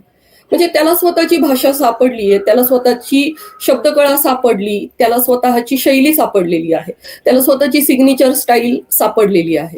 त्यांनी ती भाषा अनुभवातून मिळवली आहे, त्यांनी ती भाषा कमावली आहे, त्या भाषेला त्यांनी रंधा मारलाय. अशा पद्धतीने त्याची कविता त्यानं समोर ठेवली आहे. आणि परत तो खूप प्रामाणिक पण आहे. तो त्याच्या कवितेबद्दलच्या मनोगतामध्ये सुद्धा इव्हन त्यानं म्हणलंय की बाबा माझा पहिला कविता संग्रह पैलट करणीच्या पद्धतीचा सगळा होता. तर त्यानं म्हणलंय की खरं तर हा माझा दुसरा कविता संग्रह, पहिल्या कविता संग्रहावर माझ्या नवखेपणाचे ओरखडे दिसून येतात. तर इथंही काही अपवाद सोडले तर आपण लिहिलेला शब्द, आपण लिहिलेलं वाक्य म्हणजे ब्रह्मवाक्य असं म्हणून अनेक कवी नार्सिसिस्टिक पद्धतीने खूप स्वतःच्या प्रेमात असतात. म्हणजे असे कवी तुम्हालाही माहिती असतील, तुमच्या अवतीभोवती असतील. तर पण सुनील इथं वेगळा ठरतो मला वाटतं. हे जे त्यानं सांगितलंय की माझ्या पहिल्या कविता संग्रहावर माझ्या नवखेपणाचे ओरखडे दिसून येतात, म्हणजे किती प्रामाणिकपणा आहे. स्वतःच्या शब्दांकडं, स्वतःच्या कवितेकडं किती त्रयस्थपणे बघण्याचा हा स्वभाव आहे त्याचा. हे पण मला मराठी कवींमध्ये दुर्मिळ वाटतं. त्या संग्रहावर पेंटर, डीटीपी ऑपरेटर, पत्रकार आणि मोलमजुरी करणाऱ्या मित्रांचा सिंहाचा वाटा आहे. म्हणजे तो त्याच्या कविता संग्रहाचं श्रेय देताना पण तो कष्टकरी श्रमिक आणि त्याचे जे रंगकामातले कलिग्स आहेत त्यांना तो विसरत नाही. ही गोष्ट सुद्धा मग माझ्यासारख्या पत्रकार व्यक्तीला खूप महत्वाची वाटते. त्याच्यानंतर अजून काही निरीक्षणं मांडायची म्हणजे मला हे जाणवतं की कवी म्हणजे बऱ्याचदा कविता लिहिताना किंवा व्यक्त होताना खूप आत्ममग्न असतो. आत्ममग्न असण्यात काही गैर नाहीये, ती त्या कवीची स्वभाववृत्ती असू शकते. पण सुनील मला इथं जास्त रिलेट होतो कारण त्याच्या सामाजिक राजकीय भूमिका सुद्धा इथं येतात. म्हणजे अगदी राजकीय भूमिका म्हणजे कुठल्या राजकीय पक्षाबद्दल खडे फोडणं नसतं प्रत्येक वेळी, तर आपली कविता कुणाच्या बाजूने उभं राहते. म्हणजे जेव्हा सत्ता ही खूप गुरमीत वागत असते त्यावेळी आपली कविता ही सामान्य माणसाचा आवाज बनते का? आपली कविता सामान्य माणसाबद्दल, सामान्य माणसासाठी काही बोलते का? आपल्या कवितेतून प्रत्यक्ष अप्रत्यक्ष सामान्य माणसाबद्दलची काही सहवेदना उमटते का? हे प्रत्येक कवींनी तपासून बघितलं पाहिजे. कारण म्हणजे परत माझ्या या विधानावरही वाद होऊ शकतील, पण मला वाटतं सच्चा कलावंत तोच असतो जो पॉलिट ब्युरोचा सदस्य नसला तरी तो विचारांनी डावा असतो. म्हणजे अगदी तुम्ही कम्युनिस्ट पार्टीचा पॉलिट ब्युरो जॉईन करायची गरज नाही माझ्या मते, पण तुम्ही डावं असलं पाहिजे. या अर्थाने डावं की सत्ता नेहमीच माणसाला करप्ट बनवते. म्हणजे पॉवर करप्ट हे आपल्याला माहिती असेल, एका मोठ्या विचारवंत व्यक्तीचं वाक्य आहे. तर पॉवर जेव्हा करप्ट करत असतं माणसांना त्यावेळी सामान्य माणूस ज्याच्यासाठी पॉवरचा सगळा खेळ मांडलेला आहे त्या सामान्य माणसासाठी जर कवी कलावंत बोलत नसेल तर मग इतर कोण बोलणार? तर मला वाटतं सुनीलच्या कवितेत आपल्याला सगळीकडे या सगळ्या प्रतिमा दिसतात, या सगळ्या गोष्टी दिसतात. सुनीलच्या शेवटच्या कवितांमधली एक कविता आहे की हे माणसा एकमेकांच्या काळजावर फुंकर मारत पेटती ठेव ही आग. हे माणसा एकमेकांच्या काळजावर फुंकर मारत पेटती ठेव ही आग. आता काळजी घेणारी हिरवी झाडं राख झालीत. आणि राखेचा अर्थ म्हणजे तुला वेगळा सांगणे नाही. म्हणजे किती व्यापक पद्धतीचं, म्हणजे ज्ञानेश्वरांच्या पसायदानाशी सुद्धा आपल्याला हे कनेक्ट करता येतं. तुकोबांच्या 80 कळवळ्याची जाती आणि वेगवेगळ्या संतांनी जे काही जागतिक पद्धतीचं एक सहअनुभूती, सहवेदना वेळोवेळी मांडलेली आहे त्याच्याशी सुद्धा आपल्याला कनेक्ट करता येतं. हे सगळं इतक्या पद्धतीची एम्पथी, सेन्सिटिव्हिटी आपल्याला दिसून येते ह्या सगळ्या शब्दांमध्ये. आणि हे मला आवर्जून वाटतं की कविता काही हवेतून पडत नसते. त्याच्यामुळं आजच्या काळातला संघर्ष, आजच्या काळातले प्रश्न हे कवितेत उमटलेच पाहिजेत. कारण कवी हा कुठला परिकथेचा राजकुमार नसतो. कवीच्या कवितेतली पात्र सुद्धा काही परिकथेतून आलेली नसावीत. तर त्याच्यामुळं 83 नंबरची जी कविता आहे माझा जन्मच राखेचा, त्याच्यात म्हणजे मला रिसाईट करण्याचा मोह आवरत नाहीये कविता. तर तू देव म्हणालीस लोक पूजू लागले, तू देव म्हणालीस लोक पूजू लागले, तू रावण म्हणालीस लोक जाळू लागले. तुझ्या शब्दांना मोल होतं आहे आणि राहीलही. माझ्या नास्तिकतेचा कुठे प्रश्न उभा होता, माझ्या नास्तिकतेचा कुठे प्रश्न उभा होता. माझा जन्मच राखेचा आणि मुक्काम नदीच्या पात्रातून. म्हणजे केवढ्या काही भावना, केवढं काही वास्तव या कवितेतून कव्हर केलं गेलंय. परत त्याच्यातला बाप, म्हणजे त्याच्यातली जेंडर सेन्सिटिव्हिटी सुद्धा आपल्याला दिसते की दिवसभर बैलासारखं राबल्यावरही आत्महत्येची कितीतरी पत्र लिहिली आणि फाडून टाकली. दिवसभर बैलासारखं राबल्यावरही आत्महत्येची कितीतरी पत्र लिहिली आणि फाडून टाकली बिनघोर झोपलेल्या मुलींना पाहून. म्हणजे कुठल्याही कष्टकरी, श्रमजीवी, मध्यमवर्गीय, मध्यमवर्गीय माणसाला आजच्या काळात हयात असलेल्या ही कविता रिलेट होते. कारण आत्महत्येचे विचार वारंवार मनात यावेत, मेंटल हेल्थची म्हणजे पार डॅमेज व्हावी, मेंटल हेल्थ पूर्णतः डॅमेज व्हावी, असा सगळा सोशल, पॉलिटिकल, कल्चरल काळ आपण अनुभवतोय. महागाई वाढलेली आहे, मानसिक प्रश्न प्रत्येकाचे तीव्र झालेले आहेत, असुरक्षितता जगण्यातली वाढलेली आहे, पर्यावरणाचे प्रश्न तीव्र झालेत. अशा वेळी आत्महत्येचा विचार मनात आला तर ते खूप ॲबनॉर्मल आहे, जगावेगळं आहे, असा आजचा काळ नाहीये. आपण आपल्या अवतीभोवती बघतोय, क्राईम रिपोर्ट जरी आपण बघितले तर आत्महत्येचे प्रश्न आणि विद्यार्थ्यांच्या आत्महत्या, म्हणजे हे सगळं एलिफंट इन द रूम सारखं झालेलं आहे की आपण कानाडोळा केला म्हणजे तो प्रश्न अस्तित्वात नाहीये असं नाही. तर कवी कबुली देतो प्रामाणिकपणे की आत्महत्येचे विचार अनेकदा माझ्या मनात आले, पण मी माझ्या बिनघोर झोपलेल्या मुलींकडे बघून ते टाळले. म्हणजे किती प्रामाणिक कन्फेशन, आपण म्हणजे कन्फेशनला काय म्हणतात मराठीत, की एक कबुली, किती प्रामाणिक कबुली ही कविता त्याच्या वाचकांना देते. म्हणजे इतका प्रामाणिकपणा या कवितेतला मला तो पण खूप लक्षवेधी वाटतो की त्या अर्थाने म्हणजे कोणी म्हणेल की सुसायडल थॉट मनात येणं आणि ते बोलून दाखवणं हे खरं तर कमजोर असण्याचं लक्षणही कुणी म्हणेल, पण कवी हा प्रातिनिधिक पद्धतीने आजच्या सामान्य माणसाची मनोवेदना, सामान्य माणसाची मनोवस्था पण व्यक्त करतोय. ते काही त्याचं वैयक्तिकच दुःख नाही असं नाही, पण आत्महत्येची प्रवृत्ती उफाळून येणं हे सामान्य माणसाचं पण आजचं दुखणं असू शकतं. आपल्या आजूबाजूला आपण पेपर जरी वाचला तरी आपल्याला सगळीकडे दिसतंय की लोक एकतर आत्महत्येच्या कड्यावर उभी आहेत किंवा आत्महत्या करतायत लोक. तर सगळ्या वेगवेगळ्या वयोगटाची, वेगवेगळ्या म्हणजे महिला, पुरुष आणि सगळ्या पद्धतीची माणसं आत्महत्येच्या टोकावर उभी असलेली दिसतात. तर ह्या पद्धतीने म्हणजे प्रातिनिधिक सुद्धा तो दुखणं मांडतोय आत्महत्येविषयीचे विचार कन्फेस करून. परत तो म्हणजे हे पण मला महत्वाचं वाटतं की एक माणूस म्हणून प्रत्यक्ष जगताना मी सुनीलला जेवढं बघितलंय तर तो खूप इंट्रोव्हर्ट आहे, म्हणजे कमी बोलणारा, शांत स्वभावाचा. तर अनेक कविता त्याच्या मला मोनोलॉग सारख्या वाटतात, स्वगत ज्याला आपण म्हणतो मराठीत. तर अशा पद्धतीचं स्वगत, स्वतःशीच बोलल्यासारखं खूप खोल पद्धतीचं, सखोल पद्धतीचं स्वगत मला त्याच्या कवितांमधून दिसतं. म्हणजे त्याचा स्वभाव आणि त्याची कविता ही मला वेगळी काढता येत नाही. ह्या गोष्टी खूप चांगल्या आहेत. परत शेवटचा मुद्दा मांडते, सॉरी कदाचित जास्त होत असेल, मी जास्त वेळ घेत असेल. तर मला हे जाणवतं की पुरुष म्हणून भारतीय समाजात जगताना अनेकदा तुमच्या मर्यादा असतात की बाईचं मन, बाईचं जगणं तुम्ही तुमच्या बायोलॉजिकल, हार्मोनल आणि एकूण जडणघडणीच्या मर्यादांमुळे तुम्ही अनेकदा समजून घेऊ शकत नाही.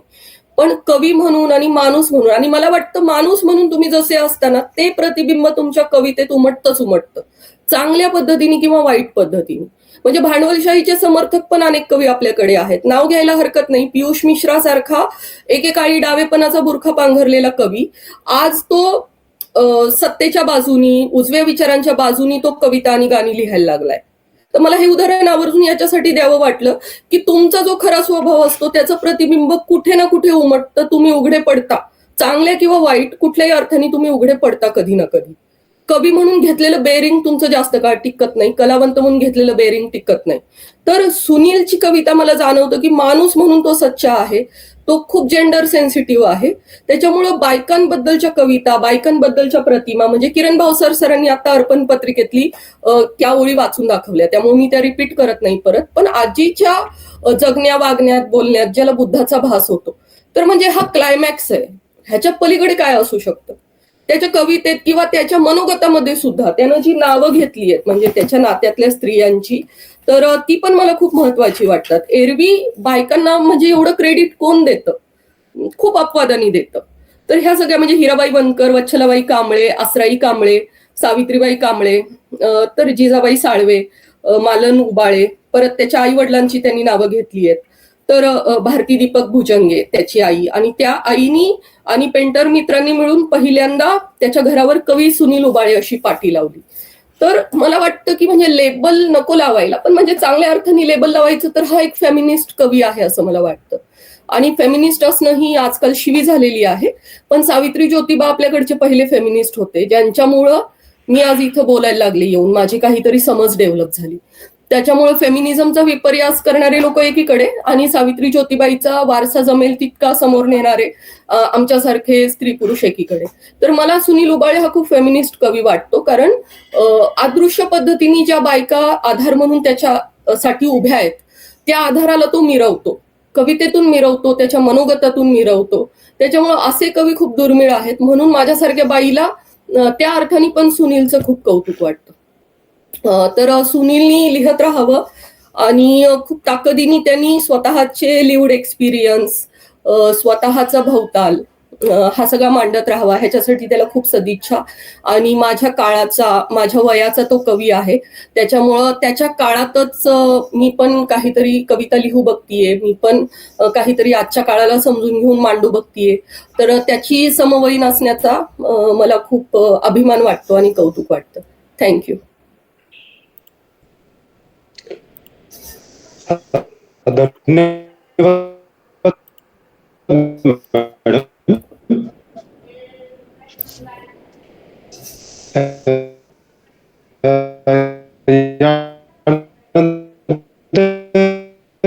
या काव्य संग्रहावर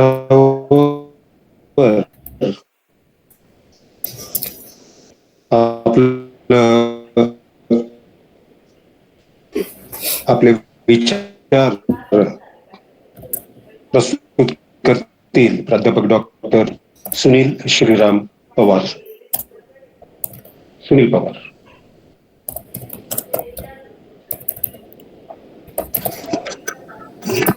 सुनील पवार आहेत का?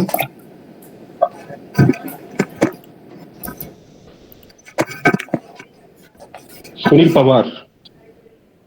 दुसरे अतिथी भाषणकार डॉक्टर सुनील श्रीराम पवार. हो येतो. नमस्कार. बोला. उपस्थित सर्वांना माझा सस्नेह नमस्कार. आज वाचकपीठच्या वतीनं कविमित्र सुनील उबाळे यांच्या उलट्या कडीचं घर या कविता संग्रहावरील चर्चासत्राच्या अध्यक्षा, ज्येष्ठ साहित्यिका, माझ्या गुरुकन्या डॉक्टर श्यामल गरुड मॅडम, त्याचप्रमाणे साहित्य चळवळीमध्ये सर्वांना सोबत घेऊन चालणारे साहित्य पंढरीचे वारकरी, वाचकपीठचे अध्यक्ष प्राचार्य चंद्रकांतजी भोसले सर, ज्यांच्यामुळं मी आपल्या सोबत संवाद साधतो आहे, असे वाचकपीठचे उपाध्यक्ष भास्कर निळमर सर, त्याचप्रमाणे Girish sir, Kiran Bhavsar sir, Maruti Sawant sir, Madhuri Chaudhari madam आणि वाचकपीठचे सर्व सन्माननीय पदाधिकारी आणि सहभागी सर्व काव्यरसिकांनो. आज ज्या कविता संग्रहावर भाष्य करायचं आहे तो संग्रह म्हणजे उलट्या कडीचं घर. खरं म्हणजे हा संग्रह मला सुनील उबाळे यांनी बुलढाण्याच्या कविता महोत्सवामध्ये दिला होता. ज्यावेळेस हा संग्रह मला मिळाला त्याच वेळेस या कविता संग्रहाचं वाचन करून झालं होतं, परंतु काव्य चर्चेच्या निमित्तानं या अनुषंगानं पुन्हा हा कविता संग्रह वाचण्याची मला संधी मिळाली. ज्यावेळेस दुसऱ्यांदा हा कविता संग्रह मी वाचला त्यावेळेस मी कविमित्र सुनील उबाळे यांच्या कवितेच्या तळाशी गेलो, तेव्हा मला कळलं की काळाच्या कपाळावर इतिहास कोरायची जिद्द बाळगणारा हा कवी कोसळणाऱ्या काळोखात सुद्धा संघर्षमय जीवन जगतो आहे. हे मला सुनील उबाळेची कविता वाचताना कळलं. परंतु सुनील उबाळे हे प्रामाणिकपणे कबूल करतात की माझ्या जीवनाचं जे नंदनवन आहे ते नंदनवन कवितेमुळं फुललेलं आहे, हे सांगण्यास ते विसरत नाही. जगविख्यात इंग्रजी कवी रॉबर्ट फास्ट असं म्हणतात की a poem beginnings in delight and इन्सन इन विजडम, म्हणजेच कविता आनंदाने सुरू होते आणि ज्ञानाने संपत असते. केवळ विनोद, विडंबन, मजा म्हणून कविता करायच्या नसतात, ऐकायच्या नसतात, वाचायच्या नसतात, तर कवितेमध्ये आशयाचं गर्भाशय असलं पाहिजे. मुळात ती कविता जी आहे ती वाचकांना आपली वाटली पाहिजे. कवी सुनील उबाळे यांची कविता वाचकांना आपली वाटते. त्यांनी जे दुःख मांडलं, जे भोगलं तेच त्यांनी मांडलेलं आहे. रात्रंदिवस साहित्यिकाचा झगा घालून मिरवणं त्यांना कधी जमलं नाही. स्वतःचा जे अनुभव आहेत, कडूगोड अनुभव, त्यांनी ते कवितेत मांडले आणि हेच अनुभव वाचकांना आपले वाटायला लागले. येथेच सुनील उबाळे यांची कविता यशस्वी झालेली आहे असं मला वाटतं. कारण जगण्याचे सारे संदर्भ देताना ते लिहितात की दुःख आणि करुणेच्या जात्यात भरडलं गेलं सारं जगणं. हे जगणं प्रत्येकाच्या वाट्याला येत असतं, म्हणून सुनील उबाळे यांची कविता वाचकांना आपली वाटायला लागते. ते एका कवितेत म्हणतात की आपल्या पाठीवर रात्र सांडताच, पहा प्रतिका कशी वापरलेली आहेत उबाळे यांनी. आपल्या पाठीवर रात्र सांडताच नामशेष झाल्याच कितीतरी कहाण्या. आपल्या पाठीवर रात्र सांडताच नामशेष झाल्यात कितीतरी कहाण्या. हे सूर्यकुळातल्या माणसांनो जपून ठेवा जिवंत असल्याचे दाखले. पहा, ही अंतर्वेदना अगदी ठसठसणारी आहे. भळभळत्या जखमाचा अर्थ त्यांच्या कवी मनाला दंश करून गेलेला आहे. या ठिकाणी सामाजिक विषमतेची दरी सुद्धा त्यांनी दाखवलेली आहे. खरं म्हणजे मराठी कवितेमध्ये आजपर्यंत अनेक लेखकांनी कवींनी लेखन विपुल प्रमाणात केलेलं आहे. साहित्याच्या माध्यमातून प्रत्येकाने आपापली भूमिका मांडण्याचा प्रयत्न अनेकांनी केलेला आहे. त्यामध्ये कवी सुनील उबाळे यांनी सुद्धा आपल्या कवितेच्या माध्यमातून साहित्य वर्तुळामध्ये आपला ठसा उमटवलेला आहे असं मला वाटतं. फक्त तुझ्यासाठी या कविता संग्रहानंतरच्या उलट्या कडीचं घर या कविता संग्रहात त्यांनी आयुष्यातील कडव्या अनुभवाचा, संतापाचा, आव्हानाचा स्फोट आपल्या कवितेमधून केलेला आहे. या ठिकाणी मला एक प्रकर्षानं नमूद करावं असं वाटतं की डॉक्टर बाबासाहेब आंबेडकरांनी जे विविध लढे दिले, सत्याग्रह केले, प्रबुद्ध भारत मुकनायकामधून जे लेखन केलं, भारतीय राज्यघटना लिहिली, त्यामुळे सर्वत्र नवचैतन्य निर्माण झाले आणि अनेकांमध्ये लढवय्यपणा आला. एवढंच नाही तर अनेकांच्या जीवन विषयक जाणीवा बदलल्या. आपल्यावर होणाऱ्या अन्यायाची अनेकांना जाणीव झाली. अन्यायाविरुद्ध संताप, चीड त्यांच्यात निर्माण झाली आणि प्रारंभी व्यक्त होणे शक्य नव्हते, परंतु आता अनेक जण व्यक्त होऊ लागले. आता प्रत्यक्ष जगण्यातून, साहित्यातून अनेक जण व्यक्त झाले. याला सुनील उबाळे सुद्धा अपवाद नाही. आपल्या आजीच्या तोंडून निघालेलं वाक्य त्यांच्या कविता संग्रहाचं शीर्षक झालं. हे आपल्या मनोगतातून त्यांनी मांडलेलं आहे. मनोगत लिहित असताना त्यांनी हातचं काही राखून ठेवलेलं नाही. जसं जगलं, जे भोगलं ते त्यांनी मनोगतामध्ये मांडलेलं आहे. जे आहे ते अगदी परखडपणे, सडेतोडपणे आपल्या मनोगतामधून त्यांनी मांडलेलं आहे. त्यांनी पहिली कविता लिहिली तेव्हा त्यांनी एकही कविता वाचली नव्हती हे प्रामाणिकपणे ते कबूल करतात. आणि हाच प्रामाणिकपणा लेखनासाठी महत्वाचा असतो असं मला वाटतं. एका कष्टकरी श्रमजीवी माणसाचं प्रतिनिधित्व करणारी सुनील उबाळे यांची कविता आहे. कवीचा जीवन संघर्ष अविरतपणे आजही चालू आहे. तो त्यांनी हसतमुखाने स्वीकारलेला आहे असं मला वाटतं. आणि या संघर्षातून त्यांना अनेक बरे वाईट अनुभव आले. सामाजिक विषमतेमुळे आपलं घर उलट्या कडीचं का आहे याचा बोधही त्यांना झालेला आहे असं मला वाटतं. मी सुरुवातीला सांगितल्याप्रमाणे की कवी सुनील उबाळे यांनी लिहिताना कोण काय म्हणेल याची पर्वा न करता जे जगलं, जे भोगलं ते त्यांनी कवितेतून मांडलं. भाकर या कवितेचा संदर्भ त्यांनी आपल्या मनोगतातून दिलेला आहे. मला या कवितेचा मोह टाळता येत नाही. ते म्हणतात की लोक भलेही लपून ठेवू द्या सोनं टाळेबंद तिजोरीत, लोक भलेही लपून ठेवू द्या सोनं टाळेबंद तिजोरीत, म्या खेळत्या वयात भाकरीचे तुकडे लपून ठेवले होते उद्याची उपासमार टाळण्यासाठी. हे ऐकल्यानंतर काळजाचा थरकाप होतो. हे जगणं कवीच्या वाट्याला आलं. त्यांच्या कवितेमध्ये पानं, फुलं, नदी, सागर हे दिसणार नाही, तर दुःख, दैन्य, वेदना त्यांच्या कवितेमध्ये आहे. तरी सुद्धा वेदनेचा बाजार मांडणारा हा कवी नाही, तर बाजाराच्या वेदना मांडणारा हा कवी आहे असं म्हटलं तर अतिशयोक्ती ठरणार नाही. प्रस्तुत कविता संग्रहामधील त्यांची जी भूमिका आहे केवळ पाने वाचून पाने चाळून कळणार नाही, तर त्यासाठी हा कविता संग्रह सलगपणे वाचणं आवश्यक आहे. हा संग्रह वाचल्यानंतर आपल्याला असं कळतं की सुनील उबाळे यांची लेखणी अधिक धारदार बनत गेलेली आहे.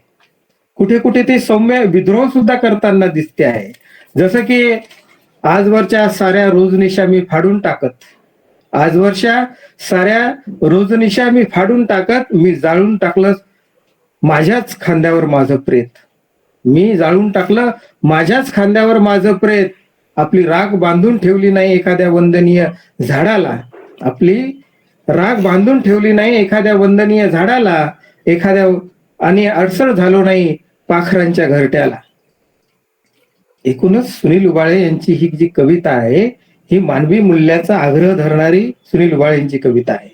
मानवी मूल्य पायदळी तुडवली जात असतील, माणसाचा माणूस पण नाकारलं जात असेल, तेव्हा या व्यवस्थेवर त्यांची कविता प्रहार करताना दिसते, बंड करताना दिसते.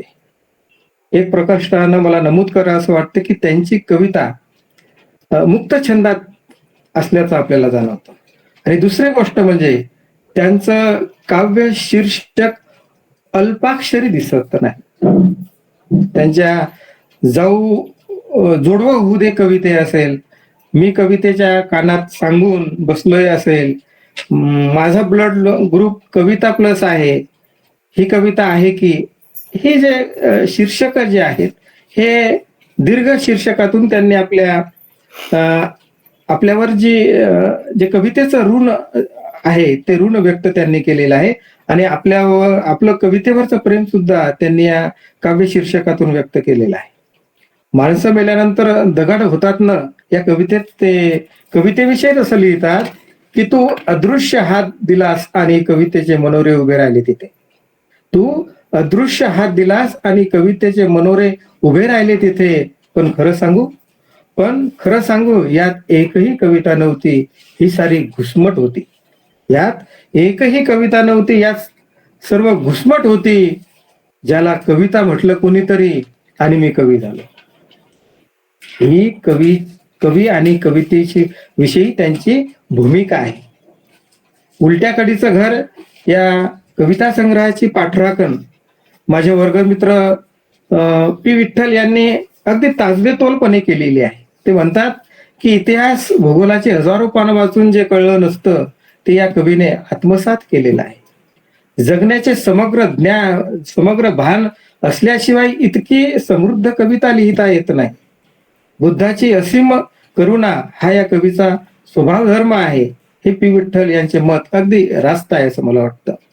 असो तर बोलण्यासारखं बरंच आहे, वेळही खूप झालेला आहे. या निमित्तानं या कविता संग्रहावर मला प्रकाशझोत टाकण्याची संधी मिळाली. मी अल्पसा प्रकाशझोत टाकण्याचा प्रयत्न केला. मी कोणी विचारवंत नाही, समीक्षक नाही, मोठा कवीही नाही, फक्त अभ्यासक या नात्याने, वाचक या नात्यानं तुमच्या अंतःकरणातील अंगणामध्ये दोन शब्दफुलं मी टाकली आणि आपल्याशी संवाद साधला. आपणही ऐकून घेतलं.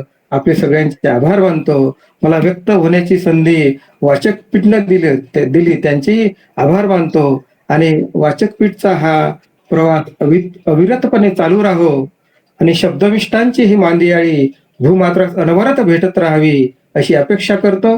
आणि कधीतरी कुठेतरी होईल भेट आपली, तो वरी जपून ठेवा फुले तुमच्या मनातली, तो वरी जपून ठेवा फुले तुमच्या मनातली. थांबतो. धन्यवाद. धन्यवाद सर. यानंतर अध्यक्षीय भाष्य प्रस्तुत करण्यासाठी मी निमंत्रित करतो मुंबई विद्यापीठाच्या प्राध्यापिका डॉक्टर श्यामल गरुड यांना. डॉक्टर श्यामल गरुड. नमस्कार. वाचक पेठ संस्थेचं सर्वप्रथम मी आभार मानते. आभार यासाठी की अगदी मनापासून की मला सुनील या कवी मित्राच्या, म्हणजे हा खरं तर लहान भाऊ आहे, माझ्या माहेरच्या मातीत खेळणारा हा कवी, खरं तर याच्या कवितेविषयी बोलताना म्हणजे खूप महत्वाचं सतीश भाऊचार, सुनील पवार यांनी महत्वाची निरीक्षणं नोंदवलेली आहेत. मला शर्मिष्ठा भोसलेचं एकूण सगळं विवेचन वेगळ्या पद्धतीनेही खूप महत्वाचं वाटलं. सतीश भाऊसारने अत्यंत भावनिक अंगाने ते सगळी एक मीमांसा केली आणि म्हणजे अथांग वेदनेचं बळ देणारी ही कविता किती वेगळ्या पद्धतीने समोर आली, किंवा सुनीलची शर्मिष्ठाने इथे स्त्रीवादी अंगाने जे काही मूल्यमापन केलं आणि शर्मिष्ठाचा परिचय देताना ज्यावेळेस मला वाटतं जगभरातल्या लिंगभराच्या म्हणजे स्त्रीवादाच्या अभ्यासाचा एक मोठा डिस्कोर्स सगळीकडे वेगळ्या पद्धतीने मांडला जातो आणि इतिहासाची पुनर्मांडणी करत सगळ्या ज्ञानशाखांची छाननी केल्या जाते. या सगळ्या परंपरेतली शर्मिष्ठा एक महत्वाची अभ्यासक आहे. त्यामुळे तिचं सुरुवातीचं रागावणं एक अध्यक्ष म्हणून मी हा व्याख्यानमालेची मी बसलेली असताना मला अत्यंत महत्वाचं वाटतं. कारण की हजारो शतकांचा आवाज बंद असल्यानंतर आणि बंद केल्यानंतर ज्ञानबंदीच्या पायवाटे सगळ्या फुले शाहू आंबेडकरांच्या विचार प्रवाहांचं बोट धरून चालत आलेल्या शर्मिष्ठाचं रागवणं खूप मला नाही वाटतं. त्यामुळं शर्मिष्ठा, तुझ्या विचारांशी मी सहमत आहे. आजच्या समकालीन कविकुळात सुनील उबाळे या कवीच्या उलट्या कडीच्या घरासमोर उभं राहण्यासाठी वास्तवाचं प्रचंड नैतिक बळ असणं गरजेचं आहे असं मला वाटतं. त्यामुळे विद्यापीठातली संशोधकाची आणि समीक्षेची भाषा मी बोलणार नाही. एकीकडे वास्तवाचं विष पचवताना आणि श्रमकरी जगाचं नेतृत्व करत असणारा हा कवी मला वाटतं मराठीमधल्या नारायण सुर्वेनंतरच्या श्रमकरी कवितेतलं जे भयावह वास्तव आणि जे थेटपणे मांडण्याचं जे काही बळ सुनीलच्या कवितेत आहे ते मला वाटतं नजीकच्या काळामध्ये एवढं बळ इतर कवितेमध्ये सहसा दिसून येत नाही. कविता जगण्यातून येते, जगण्यातून आली पाहिजे. कवितेची क्राफ्टिंग प्रतीक आणि प्रतिमांमधून वेगवेगळ्या पद्धतीने कवितेचं जे काही रासायनिक द्रव्य कागदावर प्रसवतं आणि त्यानंतर गटातटामध्ये कवी आणि कविता कशी विभागली जाते याचं सगळ्यांना याचं सांस्कृतिक अंतर्गत राजकारण माहितीये. या सगळ्या पार्श्वभूमीवर सुनील उबाळेची कविता कुठे आहे तर ती कविता मला वाटतं ती फक्त मानवतेचं बोट धरून ती सरळपणे इथल्या वेदनेचा आणि इथून कवितेमधल्या सगळ्या अंतर्गत राजकारणाला उघडं पाडण्याचं महत्वाचं काम करते. आणि त्यामुळं सुनीलची कविता मला अत्यंत महत्वाची आहे. कारण की सुनील फक्त कविता करतो आहे, सुनील श्रमकारी वर्गाचं नेतृत्व करत आहे. सुनील सगळ्या फुले शाहू आंबेडकरांच्या विचारांचा जे जे मानवताधिष्ठित विचारधारेचा बोट जरी धरून चालत असला तरीही सुनील मला वाटतं अत्यंत सजग कवी आहे. कारण की त्याच्या कवितेतल्या जर बारकाईने आपण अभ्यास केला तर त्यांनी समीक्षकांचे जे वेगळ्या पद्धतीने कान धरण्यापेक्षा त्यांनी थेटपणे डोळ्यात डोळे घालून सुनील फार महत्वाचे 2-3 विधानं कवितेमध्ये करतो. की सुनील असं सहज म्हणतो की मी संपेल तेव्हा संपेल म्हणून मुठभर कविता उधळल्या सभोवताली तर काही चमत्कारिकरित्या लोक प्रेम करू लागलेत कवितेवर. फार महत्वाचं विधान आहे की एखादा कवी ज्यावेळेस समकालामध्ये कुठेतरी डोहीजड होऊ लागेल याची भीती वाटू लागते की किंवा त्याच्या कवितेतलं सच्चेपण ज्यावेळेस अधिक ठळकपणे समोर येऊ लागतं त्यावेळेस त्याच्या कवितेच्या पाठीवर हात ठेवून त्याचे मणके मोजण्याचं काम भोवतालचे समकालीन गटातटात विभागलेले कवी ज्यावेळेस करत असतात त्यावेळेस हा कवी अत्यंत सजगपणे म्हणतो. तो कवी आपल्या समकालीन मित्र कवींच्या आणि समकालीन कवींच्या आवडणाऱ्या कवींचे नाव आपल्या घराच्या छतावर लावण्या इतका उमदा असतानाही तो कवी समीक्षकांच्या बाबतीत तेवढा सजग आहे. आणि तो सहज म्हणून सहज लिहून जातो, मला वाचू पाहणारे मेंदू गंज लागूच तर करतील समीक्षा. मला वाचू पाहणारे मेंदू गंज लागूच तर करतील समीक्षा. मी बहिणाबाईच्या जात्यातून निसटलेली ओळ जगू पाहतोय. मला वाटतं सुनील इथे अत्यंत म्हणजे सुनीलची कविता वरभर जेवढी सहज सोप्या पद्धतीने जी आपल्याशी संवाद साधते तेवढी सोपी नाहीये. त्याच्यातले गर्भित अर्थ वेगळ्या पद्धतीने समकालीन समीक्षकांना अभ्यासकाला वेगळे इशारे देतात.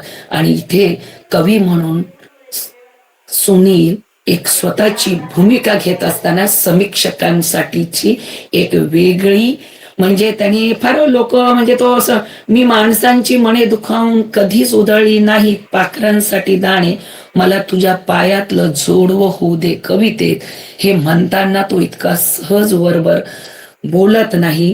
कारण की त्याला माहिती आहे की हे आयुष्य तुझं कौतुक नाही, हे मरणा कधी आयुष्याची भीक मागणार नाही तुला. मी कवितेच्या कानात सांगून ठेवलंय माझं सारं काही. तो इथे समीक्षक आणि वेगळी हस्तक्षेप करणारी किंवा त्याच्या कवितेचे वेगळ्या काही मूल्यमापन करणाऱ्यांना फार वेगळ्या पद्धतीने सांगू पाहतोय. कवितेच्या कानात मी सगळं सांगून टाकलंय असं म्हणणारा हा श्रमकरी, रंग देताना आयुष्याचे आणि भोवतालचे रंग नेमक्या शब्दात पकडणारा हा कवी, मला वाटतं या कवीची वेगळ्या पद्धतीने येत्या काळात अजून समीक्षा व्हावी लागणार आहे. कारण की सुनीलची कविता वरवर दिसायला सोपी, पण ती पचायला आणि तिला समजून घ्यायला खूप अवघड आहे. आणि मला वाटतं सुनीलचं इथं हे वेगळं पण नाही, तर सुनीलने मराठी कवितेतल्या आणि समकालीन कवितेमध्ये कुठे कुठे सुनीलची कविता आपल्याला म्हणजे श्रीधर नांदेडकरच्या कवितेतल्या आतड्यांचा पीळ जेवढा सहज अलगदपणे तो उलगडतो, त्या कवितेचा पीळ कुठेतरी सहोदरी घेऊन सुनील चालतो काय असं वाटतंय. दासूची कविता असेल, दाणींची कविता असेल, अनेक कवींच्या बाबतीतलं असेल, किंवा मला म्हणजे सतीश भाऊच्याही कविते, पण मला वाटतं याची कुठेही या कवितेच्या लहेजा हा एक भाग असू शकतो, ती लहेजा घेऊन सुनील कुठेतरी कडेला बसून या कविता जरी वाचत असला तरी सुनीलची कविता ही जगण्यातून आलेली आणि त्याच्या हाडी मासी उतरलेल्या रक्तातल्या कवितेत मला वाटतं श्रमाच्या टोकदार वास्तवाचं तो ज्यावेळेस अनेक ठिकाणी त्याचं सूचन करतो त्यावेळेस सुनील फार नेमक्या पद्धतीने हातात गवसतो असं वाटतं, पण सुनील त्यावेळेस नेमक्या पद्धतीने गवसत नाही. आणि तो नेमके रंगाऱ्यालाच दाखवतात माणसं आपापले रंग. इथे बोलताना सुनील हातातून निसटून जातो आणि सुनील आजच्या संपूर्ण सांस्कृतिक राजकारणावर अत्यंत संयमित भाष्य करतो. आणि हे भाष्य कुठेतरी रंगाऱ्याला दाखवतात नेमकी रंग असं म्हणत असताना सुनील आजच्या धार्मिक उन्मादाच्या रक्तातल्या भिनलेल्या या सगळ्या टोळी युद्धांच्याही पलीकडच्या याच्यावर जाऊन एका बुरुजावर उभा राहून तो भाष्य करतो. नेमक्या रंगाऱ्याला दाखवतात माणसं आपापली रंग, मी स्वतःला धुवून घेत असतो आतून बाहेरून घराचा उंबरठा ओलांडताना. मला वाटतं सुनील आपल्या श्रमाशी बांधील असणाऱ्या भूमिकेच विषय बोलत नाही, तर तो असंख्य रंगांच्या चाललेल्या उन्मादी काळामध्ये सुनील अत्यंत एक वेगळं भयसूचन, मला वाटतं आंबेडकरी विद्रोही कवितेतलं सुनीलला खरं तर आंबेडकरी कवितेत कोंबण्याची गरज नाहीये. सुनील मानवतेच्या कवितेचा पताका घेऊन चाललेला हा ज्यावेळेस रक्ताचं विष झाल्यावर जिभेतला गोडवा ठेवला कायम एक अदृश्य कविता माझा सांभाळ करते आहे. सुनीलने एक फार महत्वाचं काम केलेलं आहे की समकालीन संपूर्ण कालखंडाच्या कोणाचं बोट धरून किंवा समकालीन प्रभाच्या याच्या पलीकडे सुनील इथं बोट सोडून मानवतेच्या कवितेचं एक वेगळं सूचन करत असताना सुनील आल्या दिवसाला नजरेतून पडत चालले ख्यातनाम माणसं ही ओळ सुनीलच्या कवितेत सहज येत नाहीये. फार महत्वाच्या ओळी आहेत की अवतीभोवतीचं संपूर्ण मला वाटतं ज्ञान व्यवहारातलं सांस्कृतिक राजकारणाची समज असलेला हा कवी आहे. सुनील आज आताही संध्याकाळी कुठेतरी कामाच्या ठिकाणावर बोलत असताना सुनील फार सहज आजीपासून त्याच्या श्रमकरी मित्रांच्या पासून सगळं बोलत असताना सुनीलच्या कविता अत्यंत व्यापक पद्धतीने म्हणण्यापेक्षा सुनीलच्या कविता ह्या भोवतालच्या कवितेतल्या समकालीन पांतस्ताच्या राजकारणाचा आदमास घेत आणि भोवतालच्या संपूर्ण लोकांचे मोठेपण ख्यातनाम माणसं नजरेतून पडत गेलेल्या कालखंडात तो सहज थेटपणे ज्यावेळेस भाष्य करतो त्यावेळेस मला वाटतं सुनीलची कविता अत्यंत महत्वाच्या माणसांच्या भयावह आणि भीतीदायक वरवर दिसणाऱ्या चेहऱ्यांवरती वेगळं भाष्य करते आणि त्यामुळे ती सहजपणे बोलून जाते. मी माणसांची मन दुखावून कधीच उधळली नाहीत पाखरांसाठी दाणे, मला तुझ्या पायातली जोडवे होऊ देत कविता. इथे सुनीलनी जे काही प्रतीक वापरलेले आहे सांस्कृतिक सभाषण असण्याचं कवितेचं प्रतीक, मला वाटतं सुनील अशा एखाद्या शब्दातून फार महत्वाच्या प्रतीक आणि प्रतिमांचं तो इथे खेळतो. पण हे करत असताना सुनील कुठेही शब्दांचे अलंकारिक भाषेच्या कवड्या उधळत नाही. सुनील भावनिकतेचे कुठलेच कडे कपारीतून पटकन एखादी खूप अति तीव्र भावनिक ओळ तो प्रसवत नाही. हे सुनीलच्या कवितेतलं म्हणजे सुनीलची कविता अतिरेक भावनिकतेच्या कडेवरून कोसळण्याची खूप शक्यता असताना सुनील अत्यंत वेगळ्या पद्धतीने भाषेला सहज बोलतो. शर्मिष्ठाने खूप सुंदर शब्द म्हणजे एक वाक्य वापरलं की माझा समकालीन मित्र भाषेला रंधा मारून कवितेचे एक एक शब्द तुमच्या समोर ठेवतो. मला इथे या दोन कवींचे माझ्या माहेरच्या दोन कवींच्या कवितेचा उल्लेख करावा असा वाटतो. श्रीधर नांदेडकरच्या कविता ज्यावेळेस आपण बघतो वाचतो त्यावेळेस मी श्रीधरच्या कवितेविषयी नेहमीच बोलते की श्रीधरची कविता तोलून मापून तो एक एक शब्द घासून पुसून ठेवतो. श्रीधरच्या कवितेच्या सगळ्या भावनिकतेचे सगळी कंगोरे तो फार तोलून मापून बोलतो. इथे याच समकालीन कवीमध्ये सुनीलची कविता तो तोलून मापून कविता मांडतो की मला माहित नाही, पण त्याच्या कवितेचा जो एक कवितेचा जीव असतो आत्मा म्हणू शकत नाही का की आत्मा संदर्भातले अत्यंत काय म्हणजे सांस्कृतिक सगळ्या वाईट गोष्टी चिटकलेल्या, पण सुनीलच्या कवितेचा जो काही आत्मभानाचा जो एक भाग आहे तो अत्यंत नेमक्या पद्धतीने ह्या रंगाऱ्याला सापडलेला आहे. हा रंगारी मराठी कवितेच्या प्रांगणात येऊन मराठी कवितेच्या वरपांगी रंगाला उघड पाडण्याचं अत्यंत महत्वाचं काम करतोय. त्याच्यामुळे त्याच्या कविता येणाऱ्या पिढींसाठी एक महत्वाचं सुतोवाच आहे असं मला वाटतं. कारण की जगण्याला अर्थ असावा म्हणून स्वाभिमान जपला, चारित्र्यासारखी माणसं कमावली सोन्यासारखी असं म्हणत असताना हा मुलगा कवितेतला नवीन तिसरा संग्रह आहे, पण मला वाटतं कवीच्या कविता समजून घेताना त्या चरित्रात्मक असतात. सगळं जरी असलं तरीही रक्ताचं विष झाल्यावर जिभेतला गोडवा ठेवला कायम म्हणणारा हा कवी. आयुष्याचं तुझं कौतुक नाही किंवा मरणाच्या समोर मी भीक मागणार नाही का कविता कानात मी बोलून बसलो हे सांगताना मला वाटतं सुनील नेमकी माणसांच्या कवितेची भाषा काय असू शकते तर ती विद्यापीठीय कमावलेली भाषा असू शकत नाही. ज्याला दुःखाची भाषा कळली, ज्याला माणसाच्या जगण्याची भाषा कळाली आणि ज्याला या माणसांच्या जगण्यातल्या संपूर्ण भोवतालच्या पठडीतल्या लोकांच्या जत्त्यांची भाषा माहिती आहे, पण त्या जत्त्यापासून हा वेगळा निघालेला कवी ज्यावेळेस वेगळ्या पद्धतीने स्वतःच्या कवितेची भाषा कमावून रंदा मारून तो स्वतःच्या कवितेविषयी ज्यावेळेस बोलू पाहतो त्यावेळेस त्याच्या कवितेतलं संपूर्ण वास्तव समकालीन कवीच्या कवितेतल्या वास्तवापेक्षा मला वाटतं विठ्ठलनी अत्यंत महत्वाचं भाष्य मलपृष्ठावर केलेलं आहे. पण या मलपृष्ठावरच्या भाष्याचं एक वेगळं मूल्यमापनही या कवीच्या कवितेच्या संदर्भात अत्यंत टोकदार पद्धतीने झालेलं आहे. या कवीच्या कविता समजून घेत असताना मेंदू गंज लागोस्तोर करतील समीक्षा, पण मी माझी कविता निसटलेल्या बहिणाबाईंच्या कवितेच्या ओळीतून शोधतो हे म्हणत असताना हा कवी पुन्हा बहिणाबाई, पुन्हा बुद्धकालीन कवितेच्या त्याच्या सगळ्या त्याची माय ज्यावेळेस म्हणते की मला माझी म्हणजे त्याच्या आजी अनुसयाबाईंच्या ज्यावेळेस अनुसयाबाई बोलते तिच्या डोळ्यात बुद्धाची करुणा दिसते.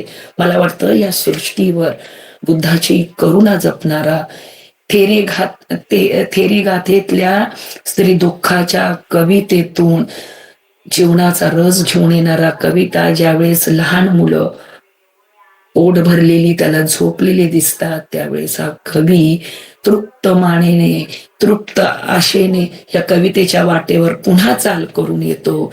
हा कवी मला वाटतं येणाऱ्या समकालीन काळात स्वतःचं वेगळं अस्तित्व करण्यासाठी लिहित नाही, पण माणसाच्या जगण्याची खरी कविता काय असू शकेल.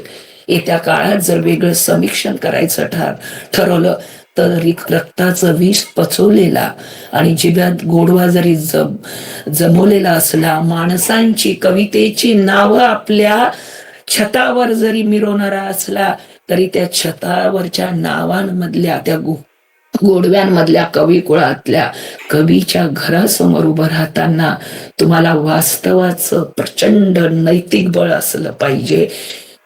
रूढ अर्थाने समीक्षेत सुनीलची कवितेचं किती मूल्यमापन होईल तो येणारा काळ ठरवेल. पण मला वाटतं माझ्या माहेरच्या मातीतला हा कवी केवळ आणि केवळ मानवतेचा आणि इथल्या दुःखाचा आणि सभोवताली कवी म्हणून स्वतःचं नैतिक बळ शाबूत ठेवून कुठल्याही गटातटाच्या पासून दूर उभं राहून एका स्वतंत्र बेटावर लिहितोय तोपर्यंत त्याची कविता अत्यंत प्रखर आणि तेजस्वी राहणार आहे.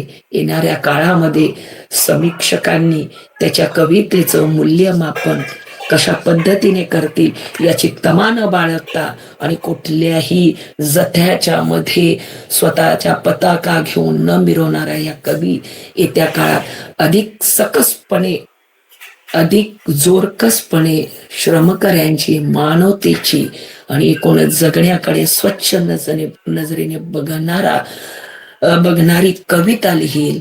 सुनील, तुझ्या कवितेवर विद्यापीठीय संशोधनाच्या भाषेत मला बोलता येत नाही रे. ज्यावेळेस मी तुला पहिल्यांदा भेटले किंवा तुझ्या घराच्या छतावर जे लिहिलेली म्हणजे त्यातून लिहिलेल्या कवितेचं ज्यावेळेस अनेक कवींच्या नावांमध्ये माझं नाव कुठेतरी मला दिसलं कोपऱ्यात आणि मला बाकीच्या मित्रांनी तो फोटो काढून पाठवला त्यावेळेस मी खूप भावनिक झाले आणि मला बिलकुल माहिती नव्हतं की उलट्या कडीच्या तुझ्या घराचं ऋणामध्ये तू तुझ्या या माहेरच्या बहिणीचं नाव दुसऱ्याच क्रमांकावर ठेवलं. फारशी ओळख नसताना कुठेतरी समकालीन लेखकांच्या कवीच्या आणि माहेरच्या बहिणीचं तू सतत स्मरण ठेवलं. बाबा, तुझी कविता अखंडपणे मानवतेसाठी लढत राहू दे. या सगळ्या पांतस्थ कवींपैकी आम्ही तुला भरभरून शुभेच्छा देतो.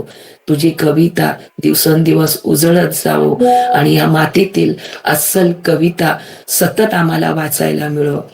मी वाचक पीठ या संस्थेचे मनापासून आभार मानते की एका श्रमकरी आणि समकालीन कवितेमधल्या अत्यंत सकस लिहिणाऱ्या आणि जगण्याला थेटपणे भिडून कुठलीही कलही न लावता कविता सरळ थेटपणे समोर मांडणाऱ्या या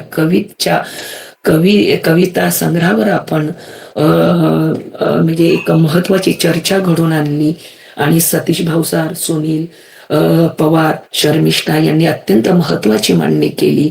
मी सगळ्यांचे मनपूर्वक आभार मानते आणि या कवितेला सातत्याने नाविन्याने आपण भिडत राहूया. गटातटापेक्षा कविता वेगळ्या आहेत, ज्या ज्या जगण्याच्या कविता आहेत त्या आभाळभर पेरत राहूया आणि आभाळभर पेरताना मायेच्या मानवतेच्या एका पंखाखाली पुन्हा एकत्र येऊया.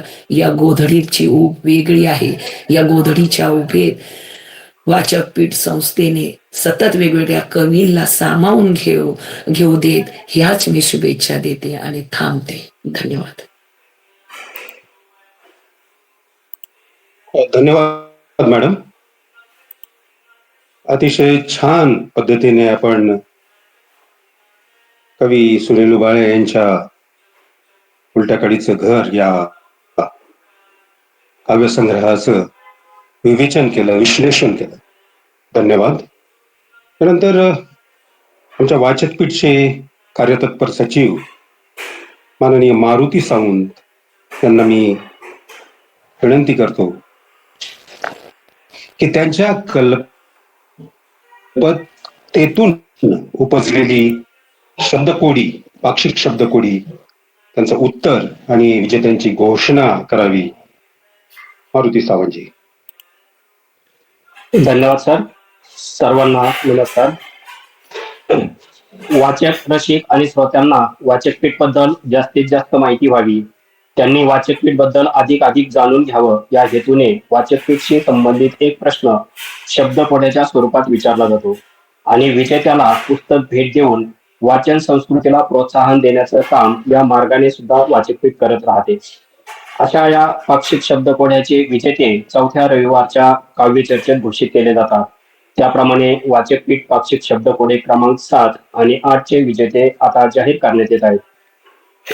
पाक्षिक शब्दकोडे क्रमांक 7 होते 1 ते 9 या अक्षरात वाचकपीठ समूहातील एका कवयित्रीचं नाव गुंफलेलं आहे आणि याचे अचूक उत्तर आहे माधुरी महेंद्र चौधरी. या शब्दकोड्याचे अचूक उत्तर मिळाले आहे संभाजीनगर येथून प्रिया धारूरकर, शशी त्रिभुवन आणि डॉक्टर अशोक शिंदे यांच्याकडून. आणि यापैकी चिठ्ठीद्वारे भाग्यवान विजेते ठरलेले आहेत प्रिया धारूरकर मॅडम, त्यांचे मनपूर्वक अभिनंदन. त्याचप्रमाणे शब्दकोडे 8 होते 1 ते 11 या अक्षरात वाचकपीठ समूहातील एका कवीचे नाव आहे आणि याचे अचूक उत्तर आहे भानुदास दौलत महानूर. आणि याचे उत्तर मिळाले नाशिक येथून वंदना वहाग आणि अस्तगाव येथून शशी त्रिभुवन यांच्याकडून. आणि यापैकी चिठ्ठीद्वारे भाग्यवान विजेते ठरलेले आहेत शशी त्रिभुवन. सहभाग घेणाऱ्या सर्व शब्दप्रभूंचे आणि भाग्यवान विजेत्यांचे वाचकपीठ तर्फे मनपूर्वक अभिनंदन करतो आणि विजेत्यांचे बक्षीस म्हणजेच पुस्तक आणि डिजिटल प्रमाणपत्र लवकरच त्यांना पाठविण्यात येईल असे जाहीर करतो आणि थांबतो. मनपूर्वक धन्यवाद. धन्यवाद सर. आणि आता शेवटच्या औपचारिक कार्यक्रमाकडे आपण वळतो आहोत, तो म्हणजे आभार प्रदर्शन. आजच्या या कार्यक्रमात ज्यांनी उलट्या कडीचं घर या कवी सुनील उबाळे यांच्या काव्यसंग्रहावर भाष्य केलं त्या शर्मिष्ठा भोसले, डॉक्टर सुनील पवार, या कार्यक्रमाचं अध्यक्षस्थान ज्यांनी भूषवलं त्या डॉक्टर श्यामल गरुड, वाचकपीठचे सदस्य भाष्यकार किरण भावसार आणि स्वतः कवी सुनील उबाळे यांचे मी वाचकपीठच्या वतीने मनस्वी आभार मानतो. त्याचप्रमाणे या कार्यक्रमाला जे काव्यरसिक उपस्थित होते, योगेश शक्कर, श्यामा बर्डे, संदीप बदाने, किरण येळे, ईश्वर दारणे, डी एम कुलकर्णी, अरविंद सोनवणे, अरविंद राजकर, मंगेश बनसोडे, दत्तात्रय गंधारे, मृणाल देशपांडे व इतरही हितचिंतक व आमच्या वाचकपीठचे अध्यक्ष माननीय प्राचार्य चंद्रकांत भोसले, जे या कार्यक्रमाची तांत्रिक बाजू म्हणजे गुगल मीट आणि फेसबुक लाईव्ह या बाबीही सांभाळत आहेत, त्यांचेही आभार.